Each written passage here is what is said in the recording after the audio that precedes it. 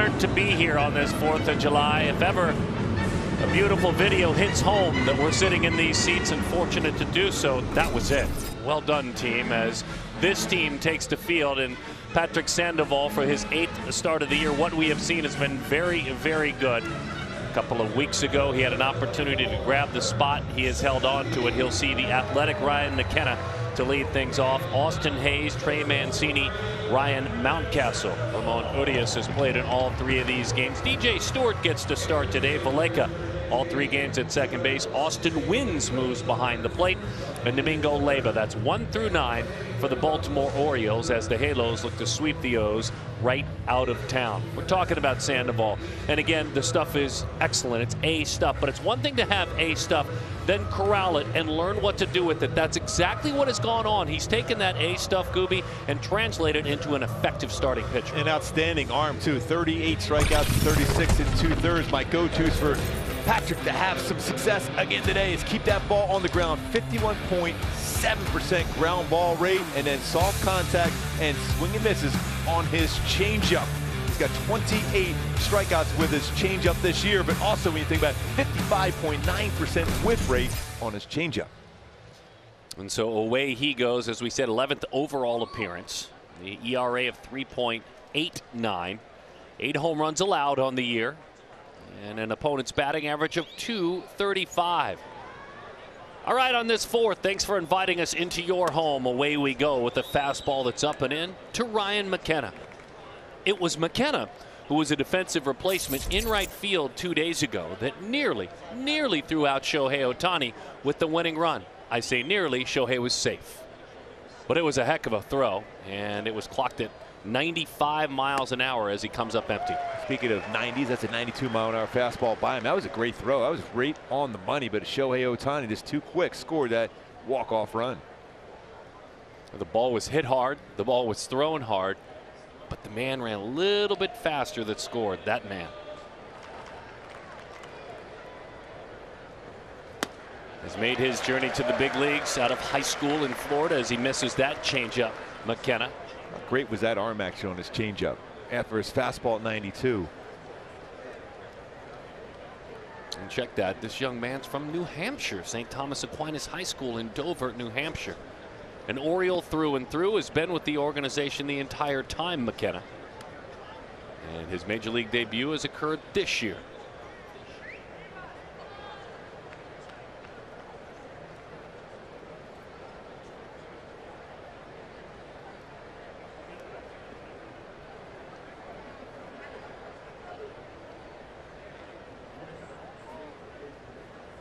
Sandoval thinks it through. Goes after him with the fastball that's lifted up to the right side. 95 miles an hour from Patrick. And anything hit in the air, whether it's in the infield or the outfield, is always going to be a difficult play. You'll see a lot of infielders and outfielders just turning their body to get a better view for a fly ball with the sunshine today. Boston Red Sox come to town, and so if you are in fact these Angels, and you want to compete with the Red Sox as well once they arrive, but you help yourself in doing so by putting another big step forward in a sweep of this Baltimore team. On the ground out to Anthony Rendon, but it's foul as he heads into the coach's box. Well, that defense, especially in the infield yesterday, was outstanding with Alex Cobb on the mound. Well, like Sandoval, ground ball pitcher, you know, we talk about it. It seems simplistic, but defenders are just more engaged. And when you have a guy that puts it on the ground, you hope your defense is there. And as you said, and it kind of was, I think, really pointed out how hard the 2 men on the right side work every day before the game. By the way, they were out there again today working. Sunday work. Yes, both of them. Incredible. They were out working hard again today on their defense. Love Cobb's reflections after the game. That sounded like a man who's wise. Sounded like a man who's been around this game for a long time and kind of let something out as that one is fouled back.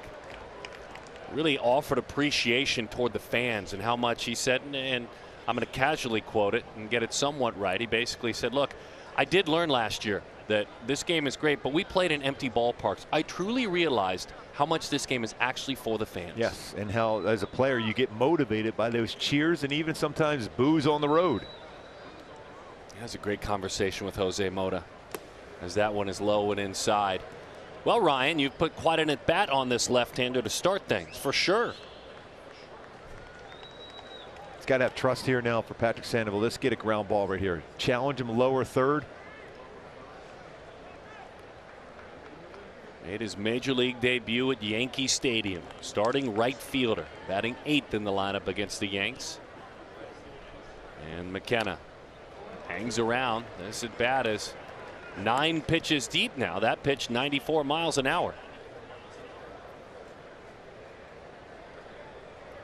Well, if you're Baltimore and you're in the on-deck circle or in that dugout, you're really happy because you haven't seen Patrick Sandoval before, so you want to see as many pitches as possible. You're seeing all of them here early in the first at bat of the game. And he lost him.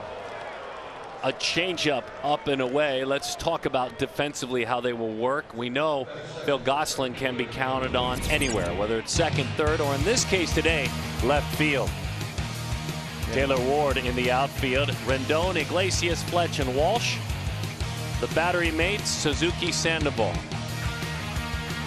Jared Walsh at first base, outstanding defender. You're talking about ultimate zone rating, and the range factor is all improved over last year, and it's all that extra work he's doing every single day to get better and better defensively.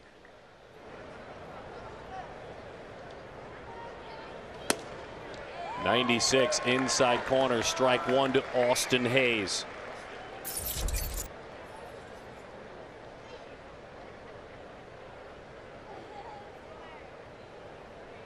He's 0 for 4 in yesterday's game. He had a run 4 straight heading into July where he drove in a run. This is an offense that can get you. Yeah, they got some power. They will hit the ball hard all fields. But they also are a team that will chase them out of the strike zone, especially when you get ahead. McKenna had a great at bat. I mean, Sandoval worked ahead. He just got off some tough pitches, eventually worked a walk. So now you would love a quick at bat here, maybe get a ground ball, get one of those double plays again, like we saw twice last night. He's rolled up 6 of them. Sandoval, that is, the left-hander. Inside, good 0-2 pitch. 1 ball and 2 strikes to count on Austin Hayes. Well, most times with Patrick Sandoval, now you haven't seen him before as a hitter. Now Hayes is probably looking away and down. It's a changeup, up and in fastball. The old adage, down and away. So looking for a changeup. See if Walsh is able to get off that bag quickly if he hits the ball to that right side. This is a guy who seeks the fastball, hits the fastball hard. Gooby, I think you're on to something. And so the 1-2 is bounced in there. He pulled the changeup. Rare is it that you see him overthrow it that much, and it goes in when that occurs. Yeah, Hayes this year, .602 slugging percentage on fastballs. It's about half that on breaking balls and changeups as well. Boy, a lot of pitches thrown already in this first inning for Sandoval. 14 of them. No batting gloves, those hands wrapped around the bat. Goes out, gets a changeup, lifts it into left field. Gosselin tracking, heading toward the corner, makes the play. Way to go, long way to get to that baseball. A little bit of hook on it for Hayes. Night. He's playing over in left center. How far Gosselin's got to go towards the line to run that one down. The goose flying west.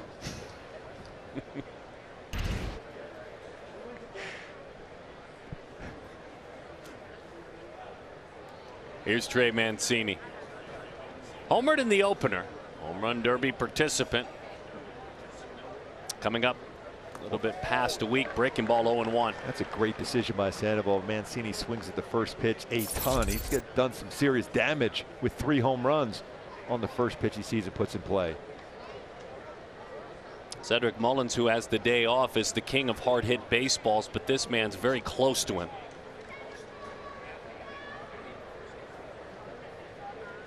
Went past 100 career home runs this year, did Mancini. Didn't mean to. Rolls it off the mound. Sandoval, good athlete, and he showed it there. Well, he's under control. That's a really good play. A lot of times you try to be too quick getting into baseball, and then an off-balance throw. He got himself in good fielding position and under control with a perfect throw.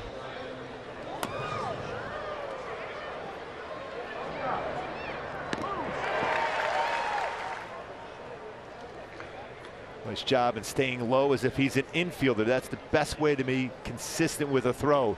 A lot of times as a pitcher, you feel that, you stand up straight, and that's when you have that wide throw to first base. Stay low in athletic position to make the throw to first base. A rookie who's been believed in and has been penciled into that lineup, even though he had a very slow April. Meet Ryan Mountcastle. Orioles fans well aware of his 14 home runs because a lot of them have come after that month of April. That's a good looking breaking ball and an even better take. 1-0 the count. Ryan, 198, 229 on base, and a 286 slug. Really slow out of the gates. That was April. Since then, it's a 545 slugging percentage and 13 of his 14 home runs, because they kept putting him in the lineup. 2-0 the count. And Gooby, I think that's interesting when you're a team like Baltimore. That's the line you walk this year. You're not going to the postseason. And I say that with no offense, but you're not. And so you walk the line of, okay, how do we develop? How do we grow? If someone's 1 for 40, 1 for 50, do I keep penciling? Do I not? You have to have trust in his mental makeup as well as his physical makeup. So you have to give him a chance to keep playing and fight through some tough times. That's how you learn what you have going forward as an organization. They have some good young pitching, and it's coming up in the farm system. Solid behind the plate coming up through the farm system, and some solid outfielders too. You're talking about Adley Rutschman, the catcher behind the plate, coming out of Oregon State. Mountcastle, you can get him out of the zone, though. He will chase. Got to get back into the count, though, make it a pitcher's count. And he earned the walk, and the runner will move to third. So with 2 outs, that's certainly not what you were looking for. Mountcastle, for just the 17th time this year, walks. He's been difficult to walk. And nothing really close to the plate that entire at bat. Saying that's a good decision now for Kurt Suzuki. He's been around a lot of pitchers in his career, a lot of veterans and a lot of young pitchers. It's one of those ones for Kurt Suzuki. You want to try to turn the glove the other way around to try to keep that in front.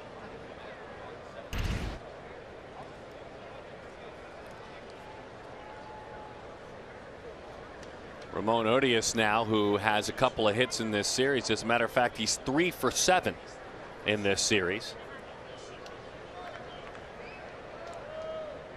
You may remember him as the man who, it was a liner, and he was the shortstop, and he gloved it, and that ended John Means' effort, and it completed a no-hitter against Seattle on the road. John Means threw the no-no. This man made the final play of that game.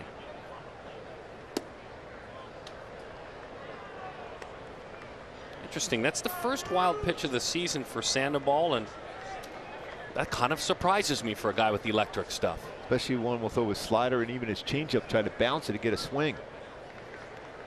Kudos to Suzuki and Stassi, because you would think he would have a couple.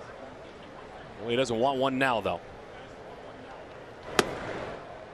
2-0 the count. Really having a tough time. We mentioned how he's been slowing the game down so far today. Is not. He's been too quick. He's moving forward before he gets his arm in a good throwing position. Doesn't mean you have to have a high leg kick, but you want to have that, a lot of that weight on that back leg as you get that pitch and ready to go home. You have to have that balance back leg going forward.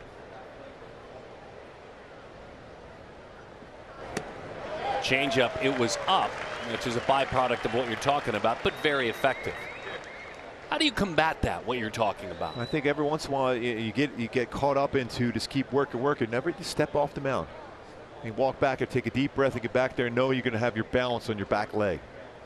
You want to try to slow it down. Such a good changeup on 2-0.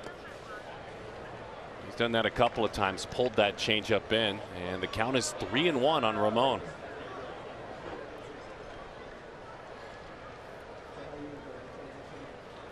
Urias is a hitter who in limited playing time has not been an everyday guy, but will earn his way on. When you see nearly a +100 from batting average to on base percentage, he's going to grind. Joe's already been spoiled by this left-hander, but he's kind of human today so far. Well, we saw this a lot in spring training, but he's able to fight through it. See if he can fight through this inning.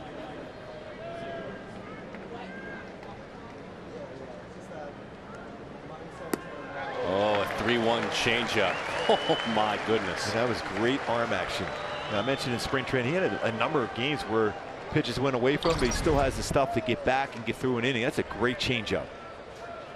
There's no way you're thinking 3-1 changeup. A lot of times when you throw a 3-1 changeup, you throw a 3-2 changeup. Read my mind. Folks at home, I think we're wanting to guess along with you. Let's see.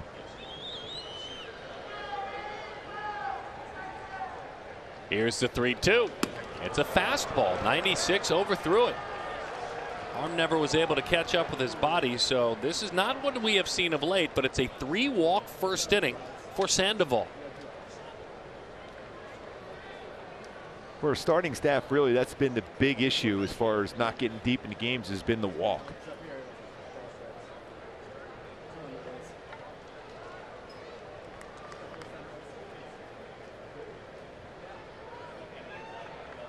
Last time out at Tampa Bay, went 5 innings, gave up 3 runs, struck out 6. It was a team win. Prior to that, against Detroit at home, pitched into the 6th, struck out 9 in 5 2/3, a team win. At Arizona, he went 6, gave up 2 runs. That too, a team win.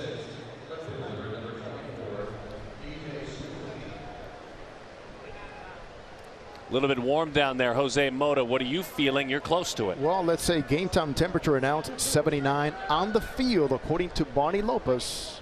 103 right now on that turf. Wow. That's going to have an effect on you. Well, it is getting close to the heart of summer, and that's what you can expect as he fires a slider, a high strike to DJ Stewart. Yeah, we've seen the bigger, slower curveball. We've seen a lot of changeups, but that's a lot of times when he does get a lefty that hops in there, the lefties see the slider.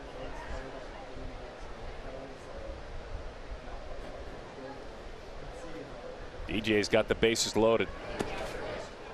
Do another. He is rushing so quick to the plate now. The front shoulder, you could see, I could see and read his letters on the front of his jersey quickly from up in our booth, and you don't want to do that. 2 things go awry on that one. You're giving a hitter a longer opportunity to see the baseball. But also that means you're having a tougher time to be consistent in the strike zone. You don't want to see that angel letters that quickly for a hitter. You want to see that front shoulder going, driving towards the plate a little bit longer than that last delivery.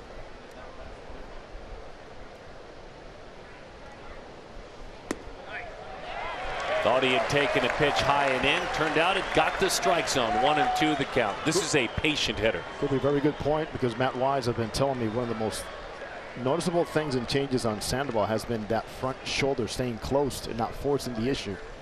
Flying open, looking for velocity.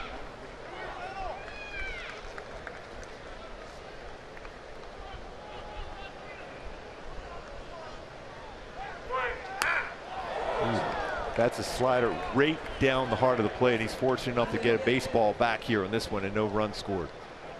That was the heart of the plate at 87. See how quick the adjustment is, and part of the reason why that happens if you're just getting out, that front shoulder open up too fast for you.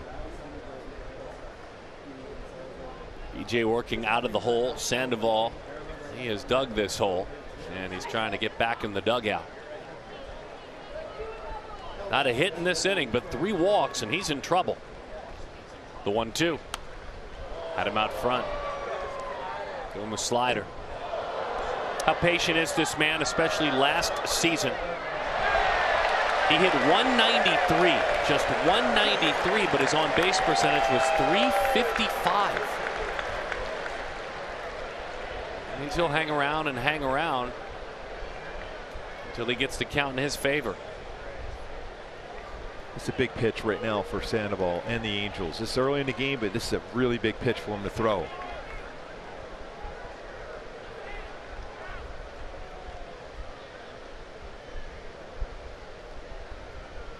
It's pitch number 33, and it's inside. Reason why I said that now, 2-2 count, you still have an option here and there as far as a secondary pitch. When you miss inside, that's the danger about throwing a fastball inside with the bases loaded. I was always leery about throwing that in there, because if you have some movement, you're going to hit the batter. And that was really, really close. Most times now, as a hitter, a patient hitter, he's tracking away, and he's not going to chase off the plate now that he throws something inside. 2-2. Slider out. The count is full.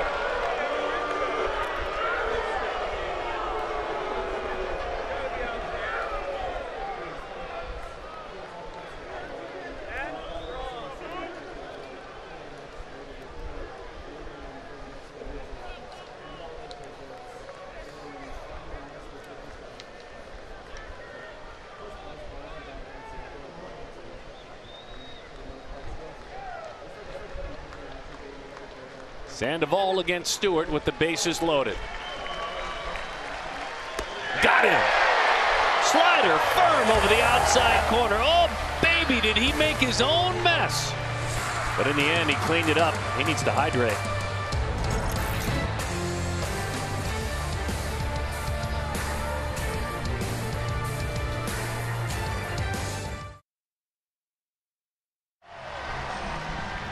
David Fletcher. Backed up by Shohei Ohtani.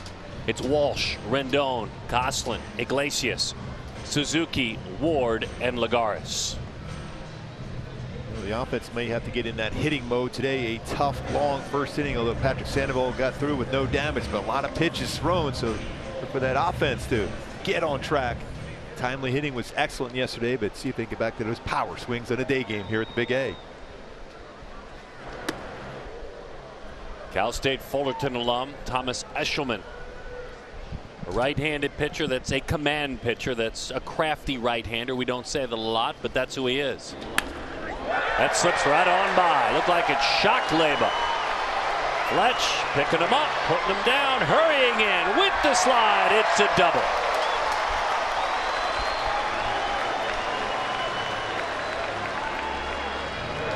14th double of the year for David Fletcher.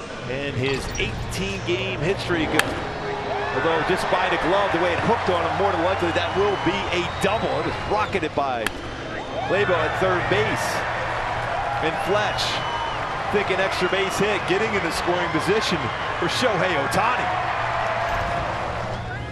18-game hit streak, already a career high for Fletch. 7th double during this stretch, too. So Joe Madden juggled the lineup today, and he moved Jared Walsh up to hit behind Shohei Ohtani. Anthony Rendon has been struggling with runners on base of late. Let's see if they attack him. Breaking ball, they do. Over the outside corner, strike one to the Major League's leader in home runs with 30, slugging 700 on the season. Not afraid to throw a changeup, too, on an 0-1 count to a lefty. That one dives low and away. There's your changeup. Good call. Shohei's made a really good adjustment on right-handed pitchers to throw changeups to him, trying to get him a chase. He brings that into the zone. If it is in his zone, it is going to be hit a long way. Fastball outside. That's about it, right, Gooby? 86, 87 miles an hour. That's what he touches. Yeah, he may touch. He might get up to 90 on a four-seam fastball, but you're right, 86, 90 range. He'll throw a slider, a lot of them. Change up, a good one, and curveball. A lot of all-speed pitches. About 53% of his pitches all speed. Slow breaking ball. Ohtani tracked it the entire time. Evens the count. If he throws that sinker, that slugging percentage, 722 slugging percentage, just a whiff rate of 7.3%. So that sinker is put in play and hit hard.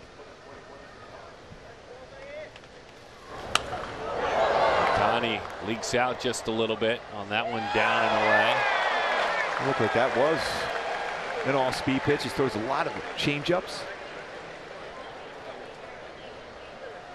David, by the way, they do make it official. It is a hit. That's an 18-game hitting streak. This is the longest active streak in baseball right now for this man. My friend, you're the hottest as far as streaks go. Ohtani takes outside. The count is full. Looking forward to finding out maybe a little bit more about this all-star game here in the next couple of hours. Is that man going to be an all-star? Will he be a reserve? Will Shohei pitch? Excited to find out, hopefully, during this broadcast. Ohtani goes down on a very slow breaking ball. He really backed off of that one. Yeah, you knew he was going to throw that. A high percentage of curveballs thrown. 3-2 Eshelman. That's a pretty good one. That's not only a good pitch as far as velocity, but it's in the strike zone. Shohei just pulled off on that one. It doesn't happen often, but he will remember that next at bat. Well, my friend, are you going to Denver? We certainly hope so. Jared Walsh digs in with 20 home runs and 60 RBIs. That 60 RBI total is the 4th highest total in the game as we started play today.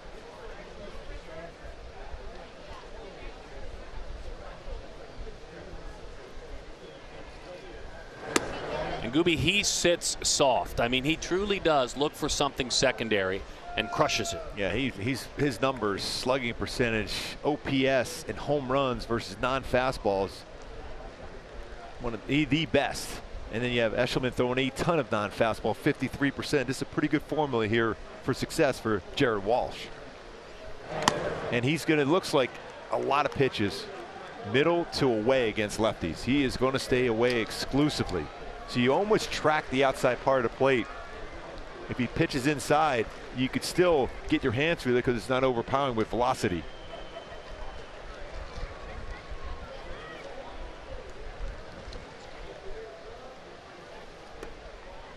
Tried to paint the outside corner with a breaking ball and couldn't get it there. Eshelman, a Cal State Fullerton alum, Houston Astros 2nd round pick. The Phils acquired him, and then he was signed as a free agent by Baltimore. Look, as a high school player at Carlsbad High School and a pitcher at Fullerton, he was incredible. Walsh, rocket shot. Toward the corner it goes. Oh, it's just another day. And it's just another Jared Walsh extra base hit and RBI. Love the fact he got the green light.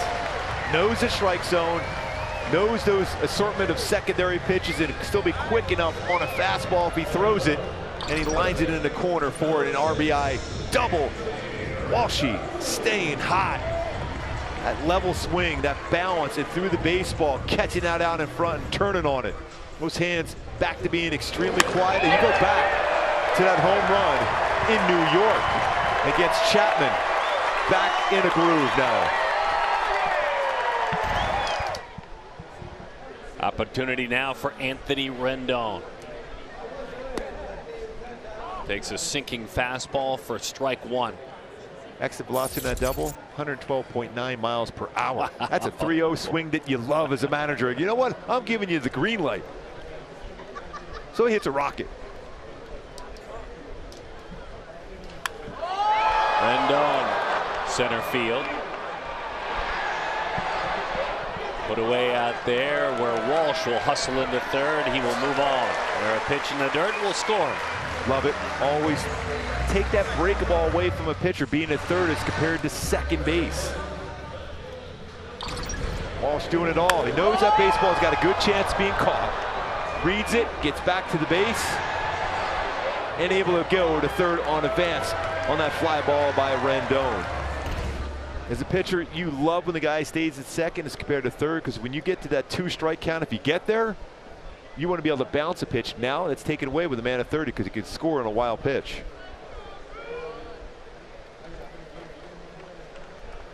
Phil Gosselin. Fastball runs over the inside corner. 0-1 the count. 379 on base, 468 slugging percentage, 3 home runs on the year. Gosselin jumped on that breaking ball, pulls it foul. 0-2 the count to a man who started this season as a stuntman, and he did more and more things to where he got pushed into a leading role. He's now definitely on the cast. There have been big hits. There has been the willingness to play all over the field. Very important for this team. Gosselin, left field. Oh, the goose is loose again. It's 2-0. And the Goose didn't exactly square that up, but he put it in play. Right-handed batters really this year against Eshelman really crushed the baseball. 353 batting average, but a 618 slugging percentage, 1,007 OPS right-handed batters versus him, and he brought his hands in, breaks his bat, but the Goose with an RBI. Flying high even with a broken wing that time. He did a Jeffrey Leonard going down after a home run. Absolutely. Iglesias right down the middle, 0-1 the count to Jose. Last 5 games for this man, 9 hits and a walk. That's 10 times he has earned his way on. In his last 5 games, an on base of .524. By the way, how about a change in momentum? Patrick Sandoval got through that last inning, no damage, and now right away the damage done. And Hyundai key for the game today. A little Baltimore Oriole fan and a Hall of Famer, Joan Jett. Nice. I love rock and roll, rocking and rolling already in the first inning with 2 runs scored. Big O's fan, huh? Huge Baltimore Oriole fan. I wonder if she would actually not take her Orioles hat off if she was sitting in the owner's box at Yankee Stadium. Seinfeld episode again. She might not. No, she Elaine might not. didn't. When we know Joan Jett won't. No. Toward that hole, ranging over to his left. Leyba makes the play. Jared Walsh. Get him in there. He didn't earn enough votes, but let's go ahead. Look for hanging chads. Find a way to get Walsh in. He deserves to be there on this 4th.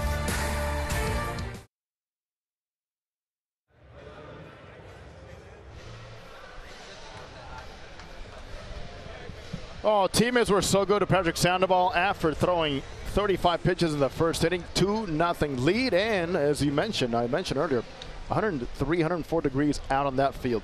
Hey, Gooby, we talked about separation on Patrick Sandoval and the importance of that. And we look at his averages, fastball average 94, changeup 85, slider 86. As we continue the inning here, let's talk about the importance and how do you find that, Gooby, to be consistent? It all starts with the balance in the back leg. Every pitch from that point forward is all set up by the balance you have in the back leg and keeping that front shoulder in a little bit longer, starting with the back leg.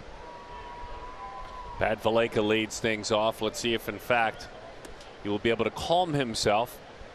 He had so many stumbling moments, Sandoval did in that first, yet, as you said, makes you stand tall when your team supports you right away. That's why you got to pick your teammates up and have a quick 1, 2, 3 inning now.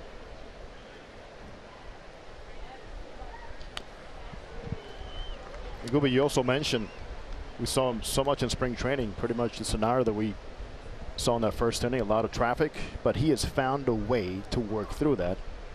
And especially with 2 outs, with runners on, average today against Sandoval 194, but with 2 outs, his whip is 0.86.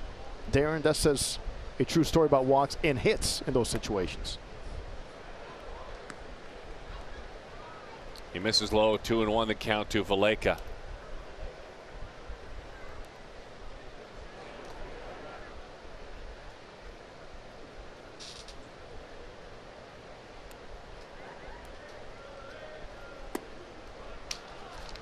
Three and 1 the count, getting on the side of fastballs and changeups quite a bit as well.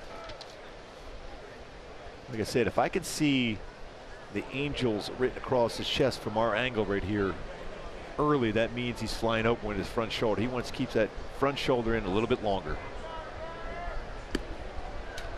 Unable to do it. That's ball 4 as that one misses down and away. Take a look at our StatCast 3D powered by Google Cloud. Those different pitches he goes to get the swing and miss. 28 changeup strikeouts, 11 sliders. Look at the difference between the glove side and then arm side with the 2 different pitches. That will fade away. Changeup, get a lot of swing and miss against righties, and then a down and in with the slider. As far as usage, 16% slider usage, 29% changeup. Watch his mechanics from behind home plate from the good seats.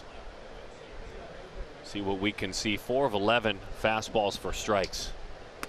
Yeah, you could see on that delivery, that was a great view because you could see the Angel emblem on that front shoulder a lot longer. You don't want to see the written part saying Angel on the chest quickly. You want to see that A with the little halo on top longer from that front shoulder.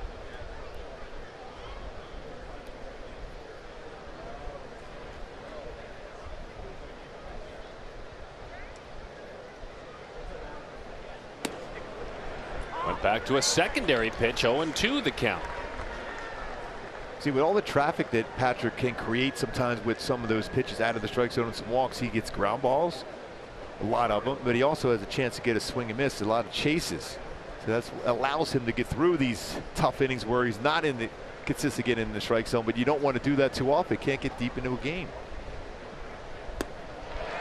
There's the effectiveness. That's a 3-pitch strikeout. That's the 16th time he's done that this year.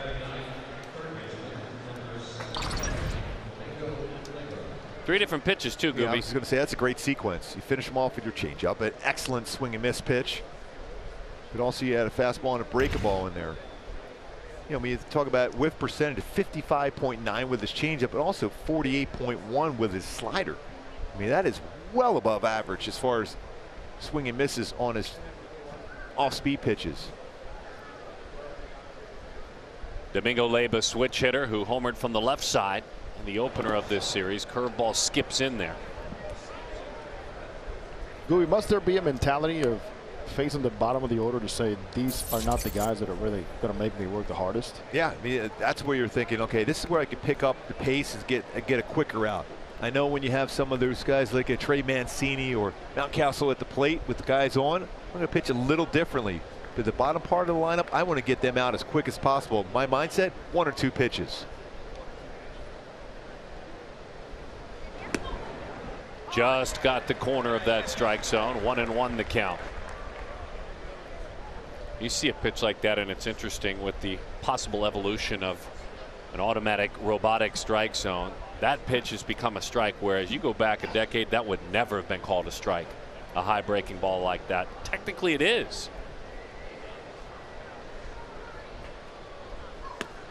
That one misses outside. Great point there, Darren. Go ahead, Gooby. Yeah, Jose, I'm going to say down on field level, you can see a little difference between the infielders where they're at on their toes or on their heels compared to what we saw last night with Alex Cobb with all that prep step, and everyone's kind of waiting back to see and wait for Patrick Sandoval to be consistent now in the strike zone. Yeah, we're able to do a little demo on that on the pregame with Alex and you, and it's a difference, Gooby.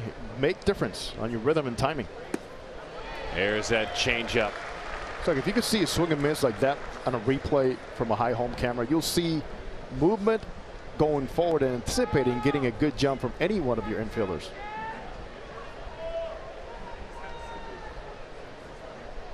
Two balls, 2 strikes to count. Go-to pitch, usually the changeup.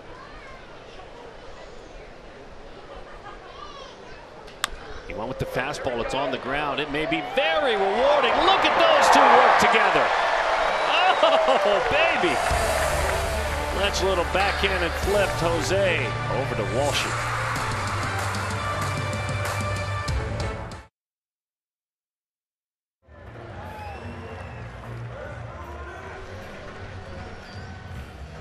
What a nice double play turn there. 6 already this season for Sandoval on the mound, but what a great quick flip by Fletch. A side flip, like he had an option play going, the option read over to Iglesias, over to second on momentum and a quick throw, and Patrick Sandoval loving that double play turn. 4-6-3. Little read option. Well, good call by you, and good call by the pitching catching duo. This man called for that pitch and he trusted in it. In other words, Gooby, I was kind of thinking he was going to chase the strikeout. He didn't. He chased the ground ball and he was rewarded. And you need to do that. You need to get, especially when you're throwing quite a few pitches early on, you want to make sure you get some quick outs on the ground. Trust that defense. It was excellent last night. 2 double plays turned yesterday, already 1 today. 0-2 the count to Kurt Suzuki. Reaches out, pops that one to the right side. Sunshine, not the friend of the defender. Mancini has the shades on. Suzuki in his last 10 games, by the way, coming in a very respectable .361 on base percentage.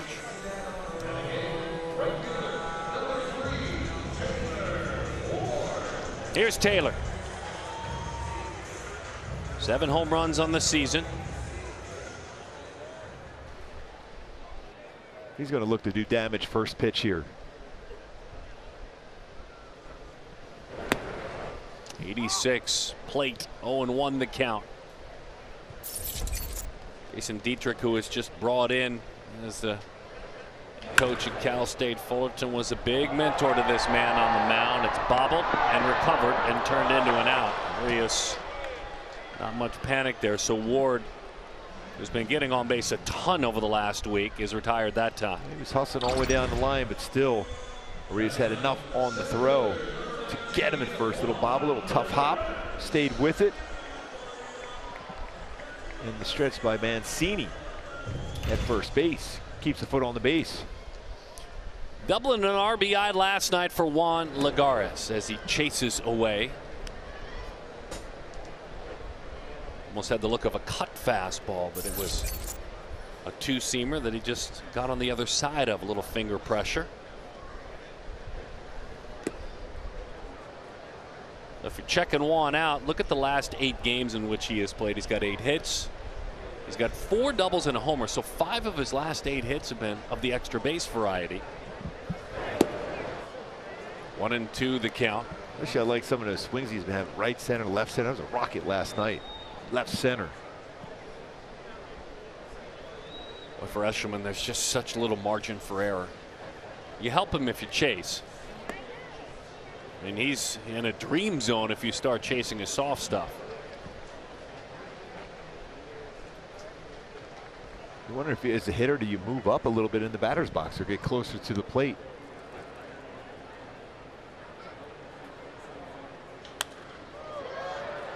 And an effective pitch. That was a sinker.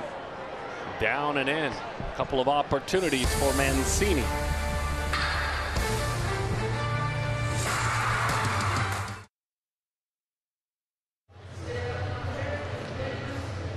Back at the ballpark, happy 4th of July, 1-all, our Kia player profile. Most strikeouts on a changeup. Again, we thought he was chasing it last inning. He probably would have gotten 1 out with that pitch, but instead he got 2.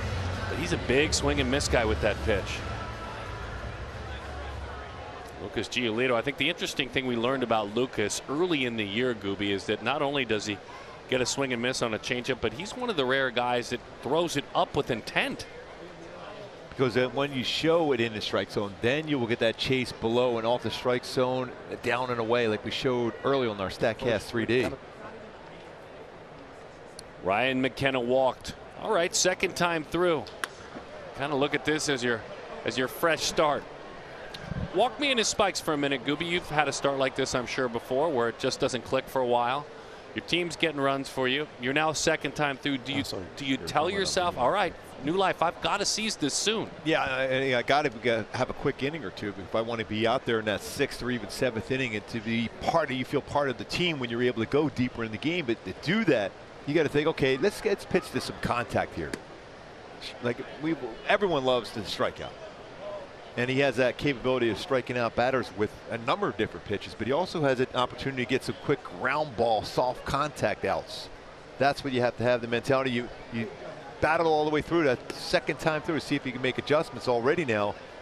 A couple pitches out of the strike zone. You just slow down just enough to get him hit it towards the end of the bat. Did you find yourself as a major league pitcher, heart of your career, as a guy who did have that self-talk between innings at times? Yeah, because especially early in my career, I had a lot of walks in my game. Sure. So I had a lot of traffic, but I also knew that I had a fastball that I could get 2 outs with 1 pitch, and so does Patrick Sandoval. 2-2 the count to McKenna. And this is not a painfully hot day, certainly. Jose did report that the heat index on the field is high 90s. Low 100s. You can see a little bit of heat out there. Breaking ball is fouled back. I guess I'd ask you too, on days, gosh, turf in the Midwest in Kansas City, how do you stay cool? I mean, there were some games that had the temperature about 163 degrees on the turf. Yes, he's ready. He's cool. But you minimize the amount of pitches you throw to each batter. That's your thought process all the way through. How many times can a guy get an out with 1 pitch? How many outs can I get with 2 pitches? I get my strikeout when I need it, where there's traffic on base. Down and in, good looking pitch. I think that's a changeup that he pulled. You tell me. Yep, and every once in a while, he'll, instead of being on top of it or he'll fade down and away, the wrist will turn just enough where it almost has cut action. You see the circle change grip, but if his wrist isn't in that normal position, it will have cut type action to it. It's one of those pitches like a Kevin Apier, former Angel, a former teammate of mine in Kansas City. He was able to throw his pitch like that by design, to have cut action on an off speed, that little forkball splitter he threw. Austin Hayes will be celebrating, as you saw there, his birthday tomorrow, his 26th birthday. So will Shohei Ohtani. Shohei, birthday tomorrow. Birthday boy against the Red Sox. There's an effective changeup, 0-2. Well, you've established he likes hitting the fastball. Big time. So you show a fastball, maybe even try it above the strike zone now. See if you get him a chase. Birthday boys tomorrow. That's a great shot right there. Both so young, both so athletic. In on the hands, on the ground. Not an easy play, but he makes it look that way. Time now on this 4th of July for a word from Mike's Hard Lemonade. It's Mike's Hard Lemonade season. Nobody makes lemonade like Mike's. Did you get Shohei a gift yet, or are you going to go shopping tonight? Well, I was thinking about sending down one of those pillows we have, the Shohei Ohtani pillows, up in our booth here. Here's Trey Mancini. You think he would appreciate that? Kind of feels like a re-gift to me, my friend. Good slider inside corner. 0-1 the count to Trey. Well, we're getting a lot of Seinfeld references in there. The re-gifting. Well, it was gifted to us up here to use in promos. We'll be able to take one home tomorrow. That's just what it feels like as he swings to a fastball. So now all of a sudden that pitch plays. Yeah, it was a great target by Kurt Suzuki. He wanted a fastball.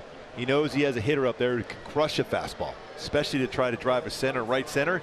But that pitch there was a difficult one to do because it's above the strike zone at 94. After seeing some all-speed changeups, curveballs, sliders, tough to catch up. You think about the swings and misses he gets within the zone. Sandoval, a lot of them. 1-2. There's a swing and miss in the zone. That's strike 3. Good firm changeup. It was knee high. Sandoval pieces it back together. Fletch up to bat, but look at Fletch in that first inning. Watch his body, and look at that third baseman. Oh my goodness! I think I talked about this earlier this season. If he pulls him in, oh, these balls are going to go right by him a little more. And by the way, you know what Fletch knows about that? You know what? If Fletch can hit 300, he can become a 320, 330 hitter if he shows bunt and those guys play in like that. He hits it out to him a little bit more soft this time, Jose, and the play is made. He was back, and David is erased. In fact, I share that with Fletch. I learned it from a guy named Sean Figgins, whose career changed drastically as a hitter. When he just show bunt, not necessarily bunt for a base hit, show bunt, pull those corners, and before you know it, those high hoppers and slow rollers side to side become base hits. He's in the middle of a great run now, and he has scored a bunch in front of this man. Here's Shohei. His second at bat of the day. The crafty Eshelman struck him out back in the first inning. With a curveball. That one flutters out of the zone. A changeup. 1-0 the count.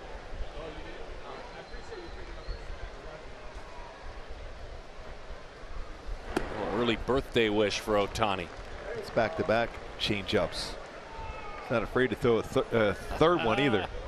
Home run here, Shohei. Good sink over the outside corner. 2-1 the count.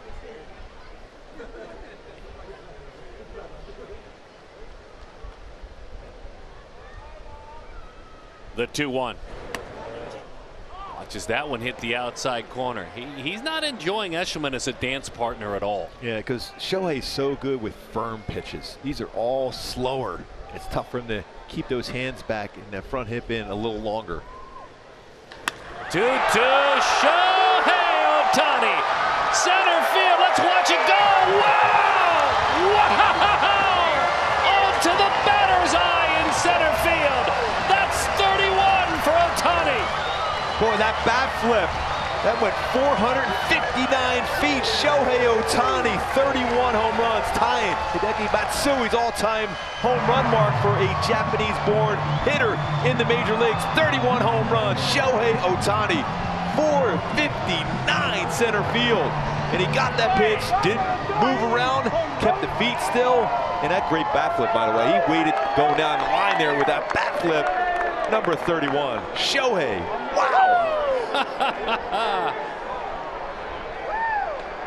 He and Mr. Rengifo have a little dance that they do together.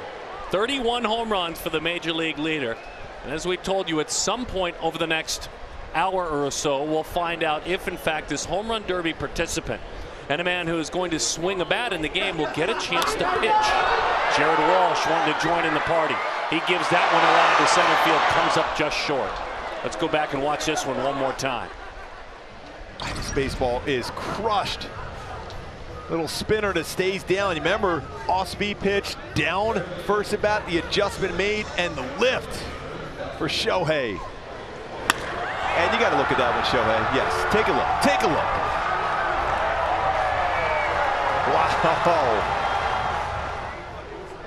Wow. Love it. Rendon takes a pitch inside, 1-0 the count. So you've got a Walsh who has doubled and driven in a run. You've got Gosselin who has singled in a run, and now Shohei makes it 3-0. Mr. Eshelman, don't feel bad. Those that throw 97 he has gotten. Those that throw 87 he has gotten. It's going to be a large convention by the time this year comes to end of all the pitchers that can get together and share their stories. Anthony Rendon sends that one toward the corner. Will Rendon enjoy it to her? He will! A home run for Anthony Rendon. 6 on the year. You talk about someone needing to show that power just to get that swing together. He's been playing outstanding defense, but he hooks that one over the short wall in left field for Anthony Rendon. 6 home runs, 2 home runs in the inning. Well, the Halo is now up 4-0. That was a pitch upstairs. Rendon brought his hands up and hits it out. Hanging breaking ball upstairs and deposited out of the ballpark by Anthony Rendon.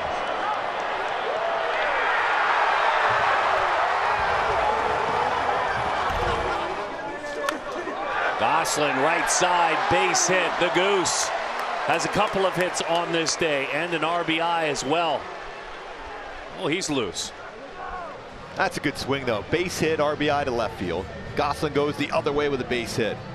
Anthony Rendon goes, you know what? I think I might as well join in that party, that home run party. Fun kind of an inning and a great vibe on this 4th of July. We'll see if they can pull it together. Eshelman continues what has been a really tough year. It's only his 4th start. I want to honor certainly who he was as a prospect. At Carlsbad High School, so good. At Fullerton, so good. But now you're dealing with guys like this. I'm telling you, you could see there wasn't comfort. He just wasn't. He tracked so diligently every pitch that went by until he finally got his.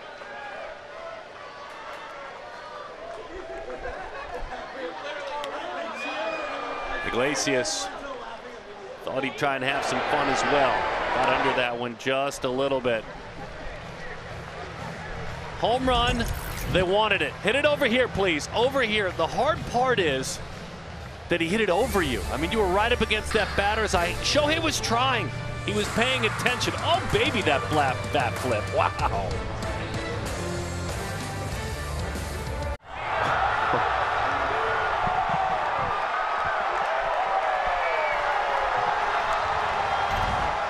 Don't forget about that Ohtani pillow tomorrow. Red Sox, 6:30. First 14,000 fans will receive it. It's courtesy of Gung Ho Online Entertainment. For more on the Ohtani pillow, visit angels.com/promotions. And we're talking about All-Star games. I remember the All-Star game back here in 1989. Bo Jackson went up to that territory where Shohei Ohtani just hit his. Actually, that might have been a little further, Shohei. Sandoval spins a curveball in there for strike 1 to Ryan Mountcastle. So let's think about this for Ohtani as he looks on from the dugout. His last 3 home runs, he has spread the wealth around the ballpark. Home run to right, home run to left, and then center. Last 3 home runs. Incredible power. That's why he's going to be a lot of fun to see in the home run derby in Coors Field, because even a pitch away, he'll hit out the left field with relative ease.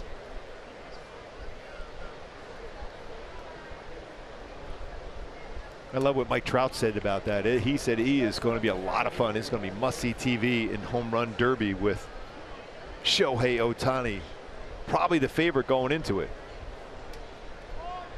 2-1 the count on Mountcastle.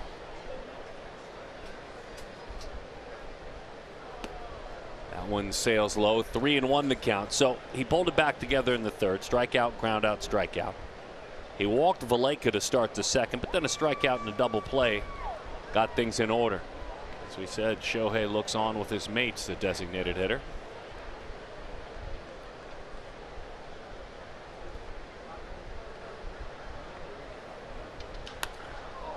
Popped up, right side. Long run for Jarrett. Well, he's feeling pretty good, Walsh. He's going a long, long way to run that one down. Try to.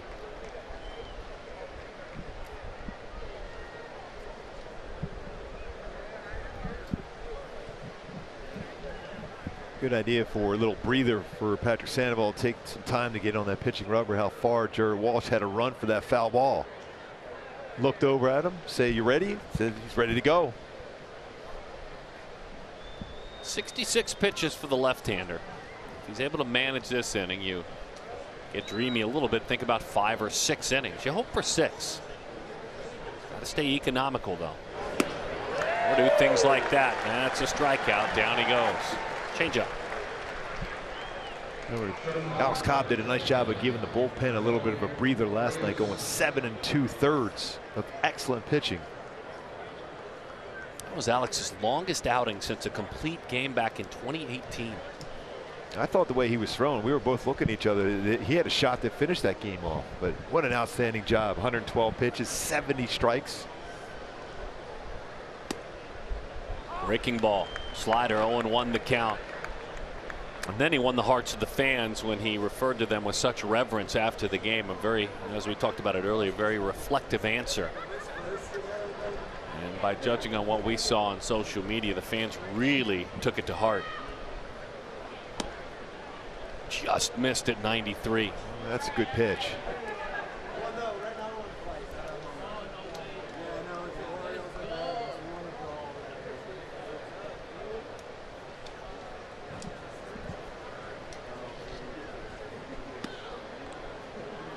Cobb called that standing ovation from the crowd walking up as the moments that we live for. This is why we play the game. I always understand the competitive level of what you did in the major leagues, how intense you are during a game. Now maybe it didn't go exactly as you wanted when you're leaving. Good changeup, 2-2. Boy, as a player, position player, pitcher, boy, you feed off the energy from the fans. You absolutely feed off their energy. And when last season when the guys were playing with nobody there, and many of them said the same thing, it's so tough. It's your job to go out there to perform, but you live for the energy that the fans provide you. Buried a fastball in. This is a really tough play. Rendon fires, not in time, and you understood that. He made too good of a pitch, if that's possible. Second time he's been on, walked back in the first, now a single. Anytime you get a hit like that, you're going to smile, and he was smiling walking back to the base.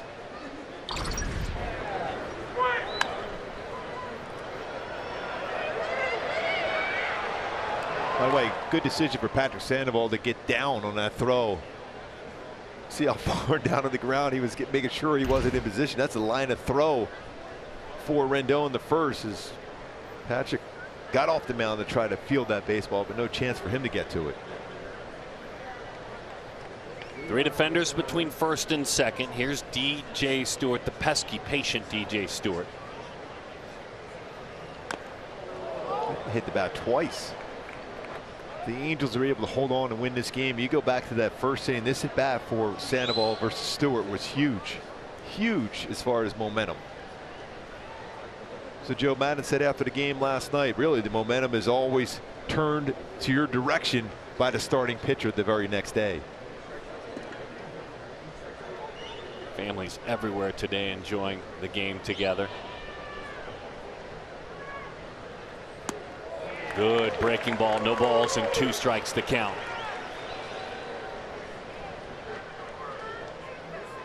There is swing and miss in the game. I want to be clear. He's very patient, but along with those 25 walks are 56 strikeouts.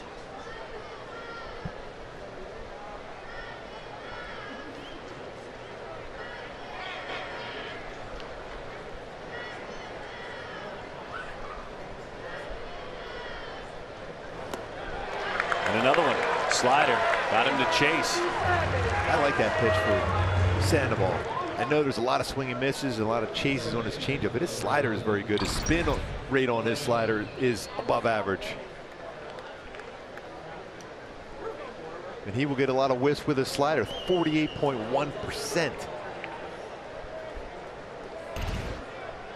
And that's twice league average, if you're curious. League average, a little bit more than half that, 24.5 whiff rate. But if you're getting swings and misses at 48.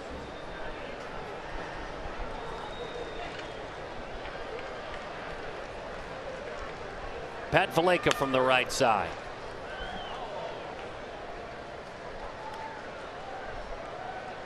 Two strikes. It's been a pitch that's been a weapon that he's leaned on a little bit more. Quite a bit more, as you can see, 10% more. Yeah, I like that too, because it gives you two different looks. You got that slider going down and into a righty, changeup going down and away versus a righty. Same thing, down and in against a lefty. I mean, it's a very, very important pitch. You go east to west with secondary pitches, slider, changeup for Sandoval.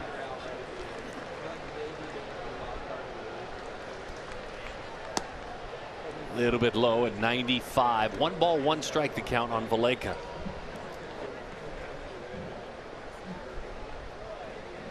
Left-handers with an on-base percentage of .244 against Patrick this year. Very low. Righties at .333.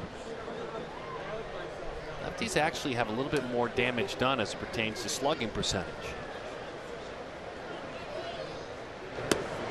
Look, he's got the stuff, though, whether you're right-handed or left-handed, that when he's right, he's got the stuff to make you uncomfortable from either side. Yeah. But you got to make sure you don't create your own traffic by being consistent in the strike zone here for Patrick. Well, look at that do. That head of hair. Slick. He's got the snacks. He's got the hydration. By the way, is that a pretzel? That is a pretzel. Yes. Somehow you spotted that in the shot. Well done. I think you're like a Where's Waldo for pretzels when we scan the stands. You love them, huh? Oh, yes, yes. Love my Zells. There it is. See it right there? Yes. I mean, you have to look really close. Beyond that young, handsome man. There it is.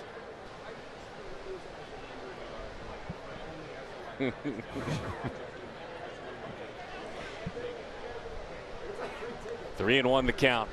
See, those pretzels are making him thirsty. Well done by you.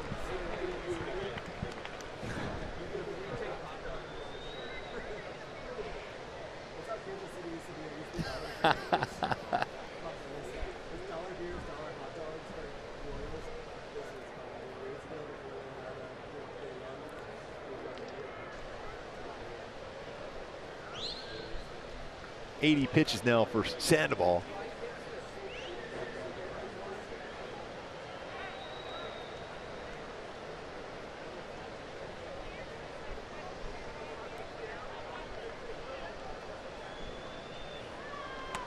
Inside corner, and he got him. Down he goes. He just struck out 3, sandwiched around a single. These pretzels are making me thirsty. In breaking pitches is amazing. He's tracking that outside part of the plate, checking the speed to make sure he's in position. When he gets one in his zone, he will not miss it in his zone. He did not miss it. 459 feet later, he had that ability to track that pitch, and then when he got it and he was ready that time, just the adjustments he's made is incredible for Shohei Ohtani. Kurt Suzuki out to short, 1 away to start things here in the bottom half of the 4th inning. Usually you think of hitters tracking fastballs, whether it's lower part of the strike zone, upper part of the strike zone, and you get in position. But he's able to read and track breakables as good as anybody I've ever seen. And he's on a roll right now. He's incredibly hot and powerful during this stretch.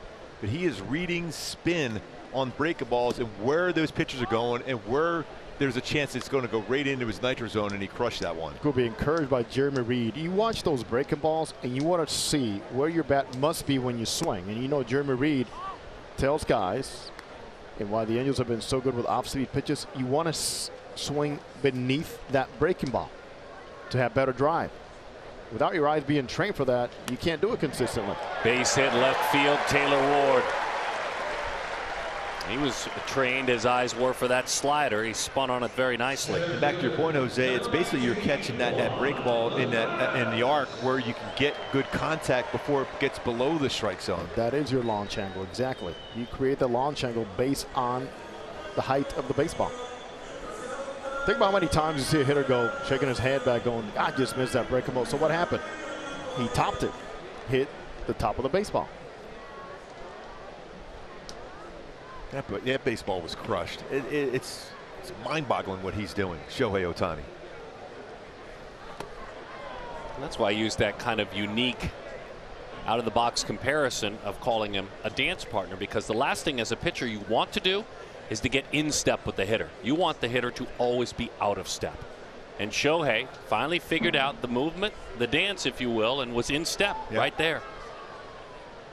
Well, you just see in the social media world how everyone's just kind of, sending out tweets about how amazed they are watching Shohei Ohtani, what he's doing. Everyone's saying it's almost like he's seeing a beach ball right now, beast mode. As far as driving a baseball, seeing it so well, and tracking and knowing different pitches. Fought off by Juan Lagares. Nice running play as it hangs up long enough for McKenna, who's got an arm. And he nearly hits Lagares with the throw in. It's still pretty good read by Taylor Ward, because he's thinking if that baseball gets down, he's scoring.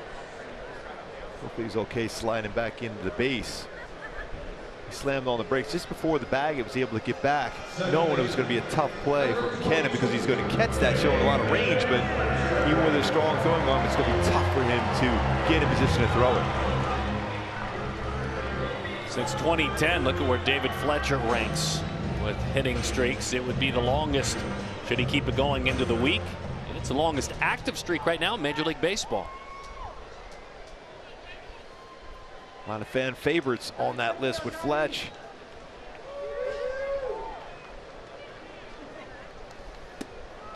Almost every hitter does this, Gooby, but one of my favorite things when Fletch digs in, because he's such a back control guy, is he truly does eye the defense more than other hitters when they step in. Because he can let a baseball, because he has such good control, like you mentioned, Darren, to the bat, he can wait on a pitch if they're playing him a different position in the infield. That one firm but foul.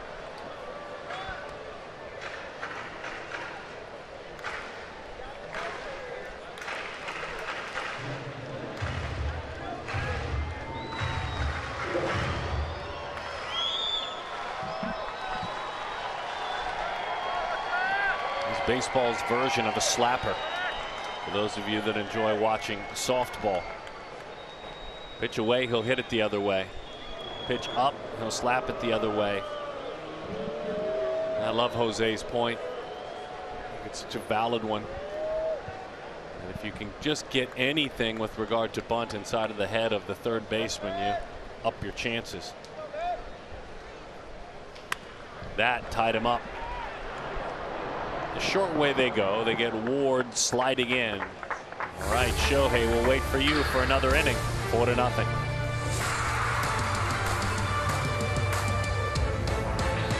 Different. Sometimes we'll have a little bit of a cut action at 1,601 RPMs. And then this little fade change, a different little slower spin rate going down and away to right-handed batter. And then he has a chance to be able to push that one through in the inside part of the plate at 1,827 RPMs. Usually a changeup is going to be around that 1,400 as far as RPMs, different than a four-seam fastball or a breaking ball. But being able to change spin rates on a changeup is very, very impressive. That's all about getting on top.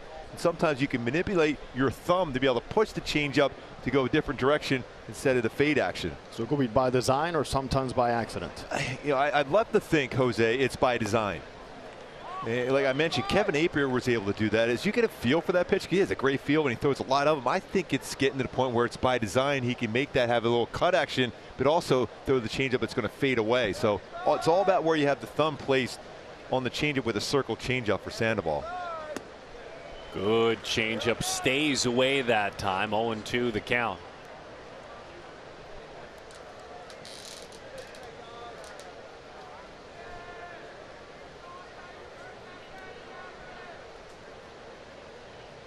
Wynn struck out back in the second inning. 7 strikeouts for this left-hander. Hustle off the mound. Well, he's into the game, isn't he? Yeah, and he wants to field anything. I love his energy and his competitive nature, Patrick Sandoval. He made some interesting choices coming out of high school, just up the road at Mission Viejo High School. He was a USC commit. And in the 11th round, a lot of high schoolers won't sign. It's just, you have to almost get up a little bit over slot. That one to the right side. And the Wynn's erased. Time now for a quick word. Good friends with Hyundai.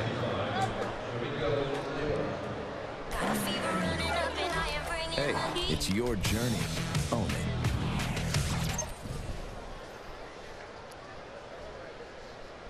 But the Astros upped their signing bonus enough to help Patrick make that decision. So it's one of those where a lot of young men, next Sunday, by the way, Major League Baseball's amateur draft a week from today. 3-day affair. Day 1, the big night, first couple of rounds. If you think about Patrick, a little bit of time, that day 1 was gone, and then the next day he had his name called, and eventually making that decision. You know what? I'm going to start my pro journey. Your 11th round. You're living your dream. And there's some players, it's better to go to college. Some just feel that they want to accelerate that dream and have a chance to develop in a system to get to the big leagues at some point. Darren, that new combine perhaps has changed the mind of many people for the good in terms of selection. Just great. A chance to see college players play all the way through their season, Jose, for what you're talking about with postseason. Combine as that one's rolled to the right side. Nice play, Sandoval getting over to the bag. And what you're also seeing, Jose, which is unique, you're seeing a lot of high school graduates actually sticking with their summer ball teams and playing in tournaments. It's all great because it means repetitions and more eyes on you in a competitive scenario. It's good for the game, good for the kids, good for the game overall and development.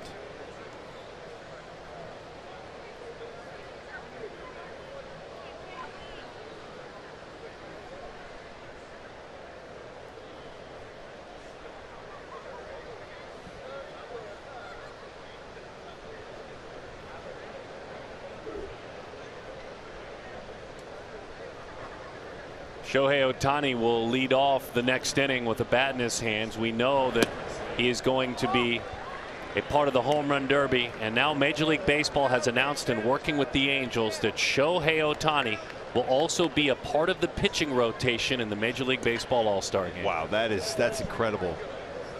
It will be the greatest show on earth. It is what fans want to see.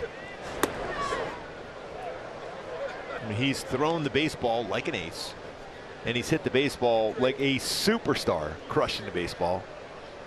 So why would you not on the biggest stage as far as the stars out? Let's give a lot of credit, Gooby, to both Joe Madden and Perry Manassin and some of these liberties and freedoms that Shohei has enjoyed throughout this season, to which Shohei has said that's why I become a better player.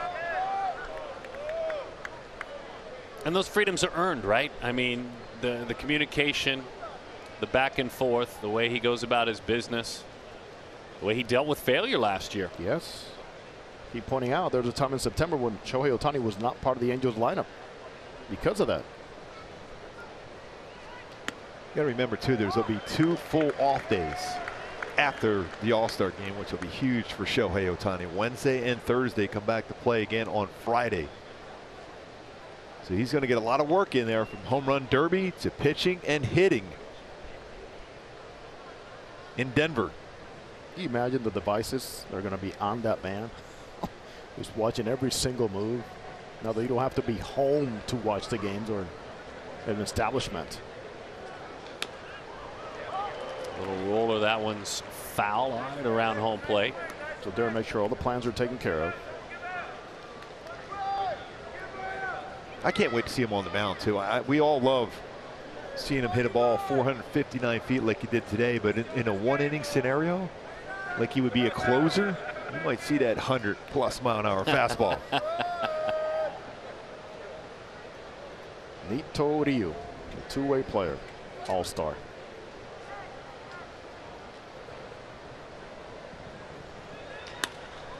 Off the end of the bat, Lagares tracking it, puts it away.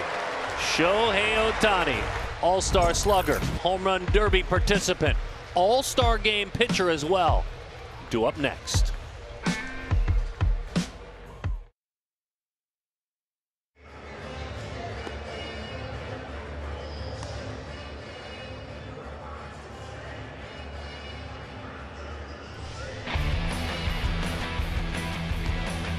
Home run number 31, tying him with Hideki Matsui, who in 2004 hit 31 in an entire season. His next will be the most ever by a Japanese-born player. This is what he did earlier. That sound and the distance for Ohtani. I still go back to those numbers. You see this exit velocity of 112.5. He's now 14 home runs with over 110 miles per hour exit velocity this year for Shohei Ohtani. And as he digs in, we just got news. The man on deck, Jared Walsh, is going to the All-Star game as well. He'll be part of the reserves, and Walsh will get a chance to represent the Angels in the All-Star game as Shohei goes to work. Walsh up next. So great to hear that. Walsh deserves it with the glove. He's in the bat. The left-hander Zach Lowther out of Xavier University, Ohio native. One-time second-round pick. Takes a pitch outside, 1-1 the count. Anyway, 42 extra base hits this year for Walsh. 61 RBIs. Shohei didn't want to, but he did, and the count 1-2. He's dealing with a 90-94 mile-an-hour fastball, curveball, changeup.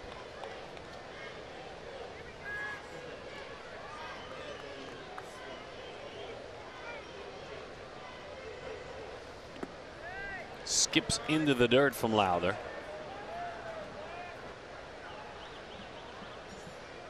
Shohei whacked the baseball away toward the bucket on the other side.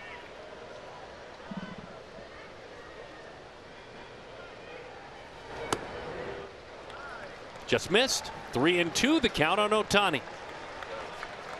That's a pretty good pitch. The All-Star Shohei Ohtani got the benefit of that one. That was close.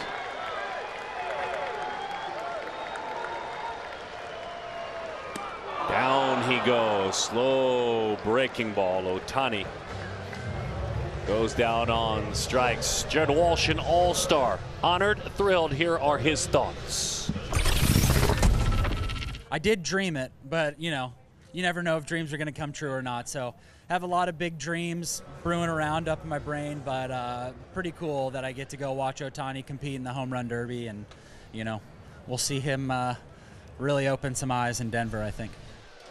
Very self-deprecating, my friend. We're celebrating you, though, and I love how he was open with Jose. Great conversation. You'll hear more of that in the post-game show. I've got big dreams rolling around in my head. Well, every young baseball player, listen to that. He's just like you. He's just like you. He's still that young player dreaming. A late draft pick. Got over a conversation with a two-way player himself. Remember, the beginning part of the year, he's playing some right field. And move between first base and right field.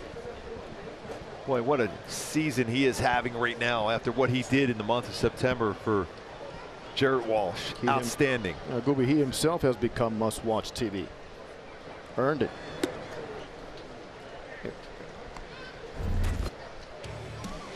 There's some of the resume that earned him that job. Second in the majors since last September with 87 RBIs.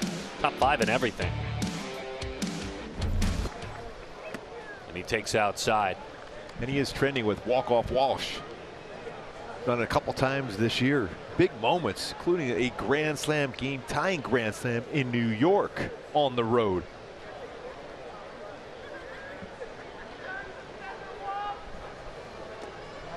And I love Wally Joyner, first full month, 86.